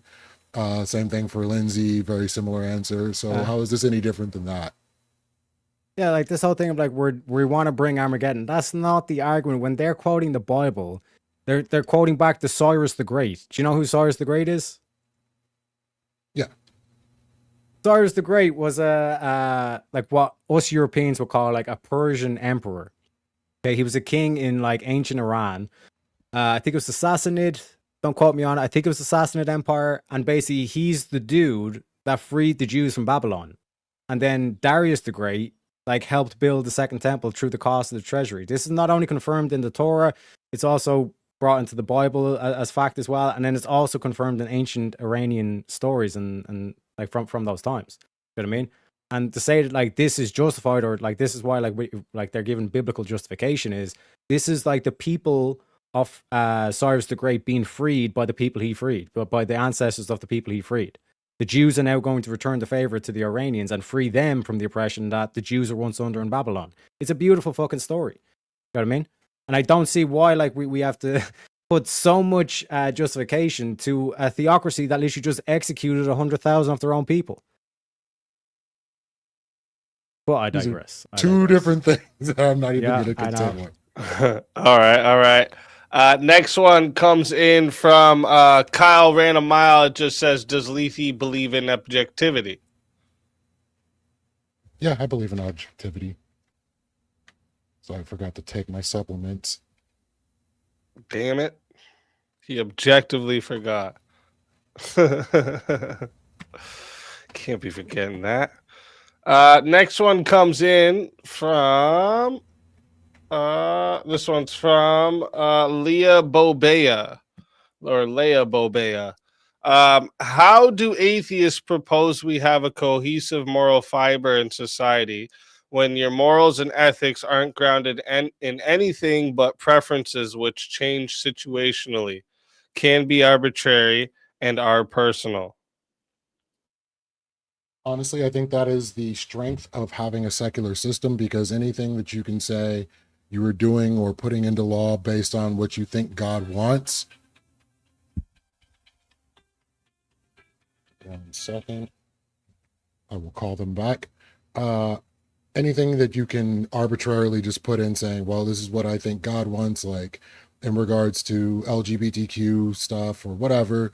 We don't want, gays marrying because we don't believe the Bible says so. The idea of a secular system says, hey, you can make these laws or whatever you want to do if you can show on paper why this is wrong or that is wrong, what the benefits and outcomes are going to be, give a proposal, and then we will put this to a vote. So I think, absent the idea of like expectation of what grounding is, you can get to these answers and they can be pretty uniform and easily managed. Yeah, so but when you're kind of saying there's no objective standard to it that we can come to, it's like you're kind of saying there is no objective standard, but then you point to an objective standard. So like for example, if you like show like through a mathematical formula why we should do X or why we should do Y, and I just come along and say, well, that's just your opinion. I don't believe in mathematics. You'd be like, you'd be fucking screaming in your head, going, "This cunt doesn't even believe in mathematics. He's literally fucking crazy." It's irrational to even do that. And like I said, in terms of like with my action, this just grounds everything. And it's like I'm not discriminating between philosopher or theologian. You know what I mean? Both of them should be able to agree on this principle. And if they don't, then they're literally making an irrational argument. Yeah, to say that you're making decisions based on facts and reason, if you want to call That's a that a standard. grounding, if you want to call that a grounding, that's perfectly fine. But usually when people say, what are you grounding it in? Facts and reason aren't enough.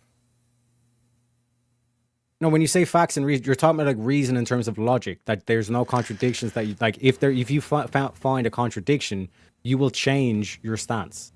That's what like adhering to like reason is, or adhering to rationality is. Like you're basically saying that like if you show like any of these, like in any of my arguments where I've actually shown a contradiction, I will be forced to amend it.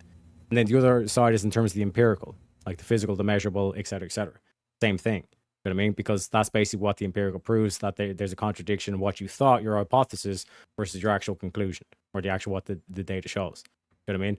So that's what we're trying to point to in terms of like making sure that like everybody agrees that we are going to agree on an objective standard. We're not just going to say my opinion versus your opinion, or just mob rule essentially. So what's the objective standard we're going to appeal to in this instance? Yeah, reason and empirical evidence. Perfectly fine with me. I got no problem with that. That's what I'm saying. So we Atheists can passed this use it, legislation. not moral relativists can use it, and the Christian can use it, even though they tend to not want to. No. But they can do it too. No, the more relativists cannot. Because by definition, they're saying that morality is subjective. That there is no objective standard to it. The means by which you reach the conclusion can be objective.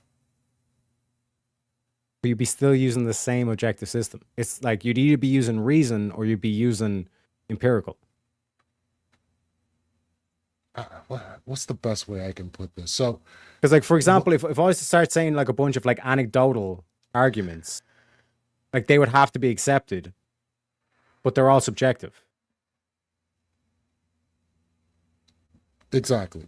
So what I'm getting at is you only have the information that you have. So you plug in the information that you have into the objective system. Objectively, that system functions the way it's supposed to, and it puts out an outcome. You may have put in a wrong variable. You could have put in some bad information, and we end up with, the sun revolves around the earth. Yeah. Based on that, you used an objective principle to get an outcome. That outcome is subject to change based on better information. Yeah, but you're not applying the objective principle. That's the thing. If what you're pointing to is like them not applying the objective principle, they've gotten it wrong. They put in some wrong variable or whatever to the equation, and they have a different answer. They got the wrong answer. You know what I mean? But in order for there to be a right or a wrong answer, there has to already be an objective system to get to that point. You know what I mean? Is a calculator objective or subjective? Mathematics, yeah, like objective, yeah. So you punch in numbers into a calculator, you're trying to calculate what your net earnings are for a year, and you put in the wrong information. You used an objective system and got a bad answer. And somebody can look at that and say, that answer doesn't seem correct. And you plug in the numbers again, and then you get the correct answer. But you didn't use an objective system. Like you forgot to add in a tax thing or whatever. You forgot to do one calculation in the objective system. That does not mean that the objective system all of a sudden is subjective. It just means that you used the objective system wrong. You made a mistake. Yes, exactly. Yeah. You use the objective system incorrectly. That's exactly Yeah. what I was getting at. But that doesn't mean that the objective system doesn't exist. Right. I'm not denying that it Yeah. can exist or does Like exist. all I'm doing is that we all apply it to an objective system, either using reason or empirical evidence to justify our cause. This whole thing of like using anecdotal arguments or using emotionally charged language or doing basically what you done there, where it's like Trump is a tyrant, but when we compare him to Iran, like dude's like a fucking angel. You know what I mean? So it's like in terms of like making sure that we have some sort of objective standard to point towards, keeps things fair between the philosopher and the theologian. But the atheists, will outright reject and say that like there is no I don't want to use logic. I don't want to use empirical evidence. I don't I'm see just gonna what use- atheists are out there doing that. These are just definitively irrational people, which exist on both sides. Yeah, but the thing that we compare that against is an objective system. And what I'm saying is that it's like if you're going to hold Congress, you have to admit that there is that objective system, and you cannot do this whole thing of the emotional arguments and all this kind of shit. And I'm saying it needs to be outlined what that objective system is, how it's applied, Yeah. and then moving Reason- forward, there's no reason Yeah, why that reason shouldn't and be empirical used. evidence. Those are the Perfectly two fine. standards. Yeah. So, like materialists, for example, cannot hold office because they deny reason. So okay, let me because we're at the end of the Q&A Sneak that here, but on let me give you a final question for both sides here, and then don't go back and forth on it. Just give your answer each to it, right? If your worldview ran the entire government, right? What stops unjust laws from being justified, and like what gives people the right to resist those? Just give a final answer each. Sorry, one more time on that. Yeah, so if your worldview is it was the one that's in charge of the entire government, what actually stops unjust laws from being justified, and then what gives people the right to resist them? Okay.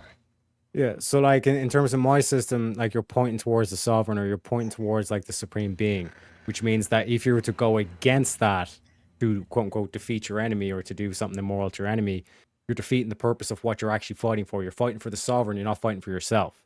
You know what I mean? So in terms of my system, it's the sovereign that keeps the nobility in position. Whereas if you're an atheist, there is no supreme being, there is no sovereign. We are our own gods, all this kind of stuff. So there's literally nothing stopping you from literally just like completely going full tyrannical, et cetera, et cetera. So All in right. the case, like I like the way America works, even though it doesn't always function perfectly, but you have checks and balances, you have oversight committees, you have all these different frameworks that we consider guardrails in society. So whether or not there's some absolute grounding for whatever doesn't really make too much of a difference when we're dealing with, hey, this law was put in, this law is unconstitutional. So we have this framework to go by, and as long as we follow that framework, it can be expected that the outcomes will be reasonable. All right. All right. So that right there is going to wrap up the Q&A for tonight. Thank you to everyone in the live chat for all the questions, the engagement, the support. This is what allows me to keep bringing you these debates, the entire Swords of Reason experience week after week. So I appreciate every single one of you. And of course, a huge thank you to our debaters for stepping into the arena tonight and sharpening their ideas in front of us all. All right. Before we move on real quick, are you both planning to stay for the open panel? All Yep. right, awesome. So here's what's happening next, guys. We're gonna roll the debate outro song and video. It'll run for about 4 minutes. Perfect time for everyone to hit the washroom, grab a drink, stretch your legs, whatever you need to do before the chaos and chill open panel begins. During the outro, I'm going to drop the link in the chat for anyone who wants to join the panel, test your ideas, continue the conversation on tonight's topic. Anyone is welcome to hop in. Just come ready to think, question, debate, And if you're coming up to try and troll or spurg over everyone or bring personal dramas, you're just going to get muted and then most likely booted real quick. So while you're ahead with this idea, just quit it. All right. And before we run the outro, one last reminder, make sure you subscribe to both the debaters. Their links are in the description. And if you're enjoying these debates, hit the subscribe to the Speakeasy channel as well so you don't miss any upcoming Swords of Reason battles Mondays, Tuesdays, and Wednesdays. This is where logic meets passion. All right, let's roll the outro, and I will see you all in a few minutes for the Chaos and Chill.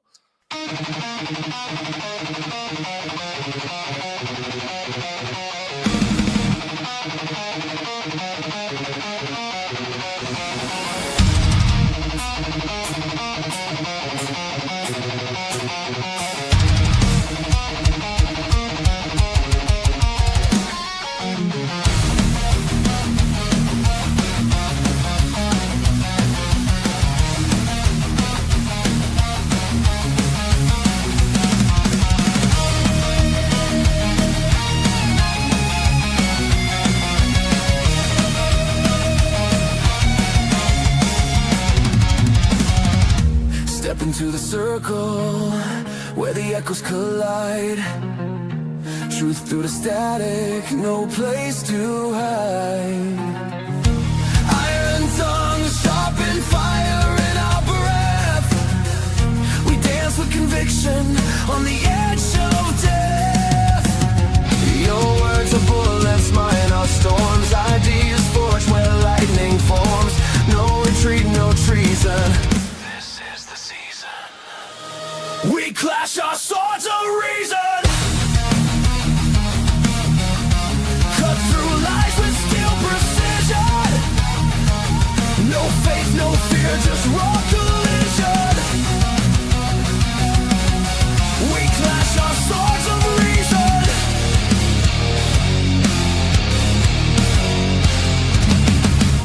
Facts burn brighter than a prophet's flame.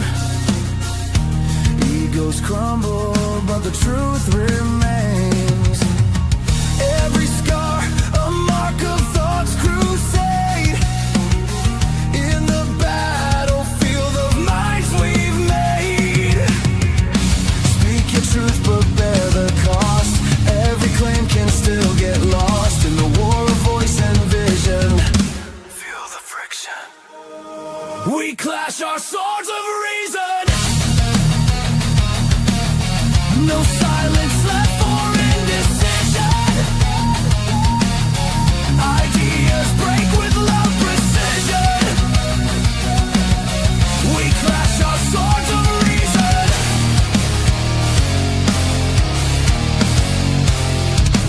Strike me with logic, I'll bleed by proof. We cut through chaos to carve out truth. Let the sparks fly, let the echo scream. This is no debate, it's a metal dream.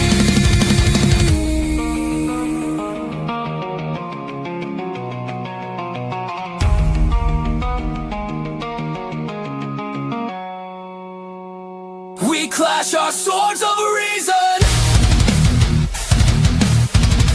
In the storm of thought's collision. Forged in fire, pure precision. We clash our swords of reason. Reason bleeds but never dies.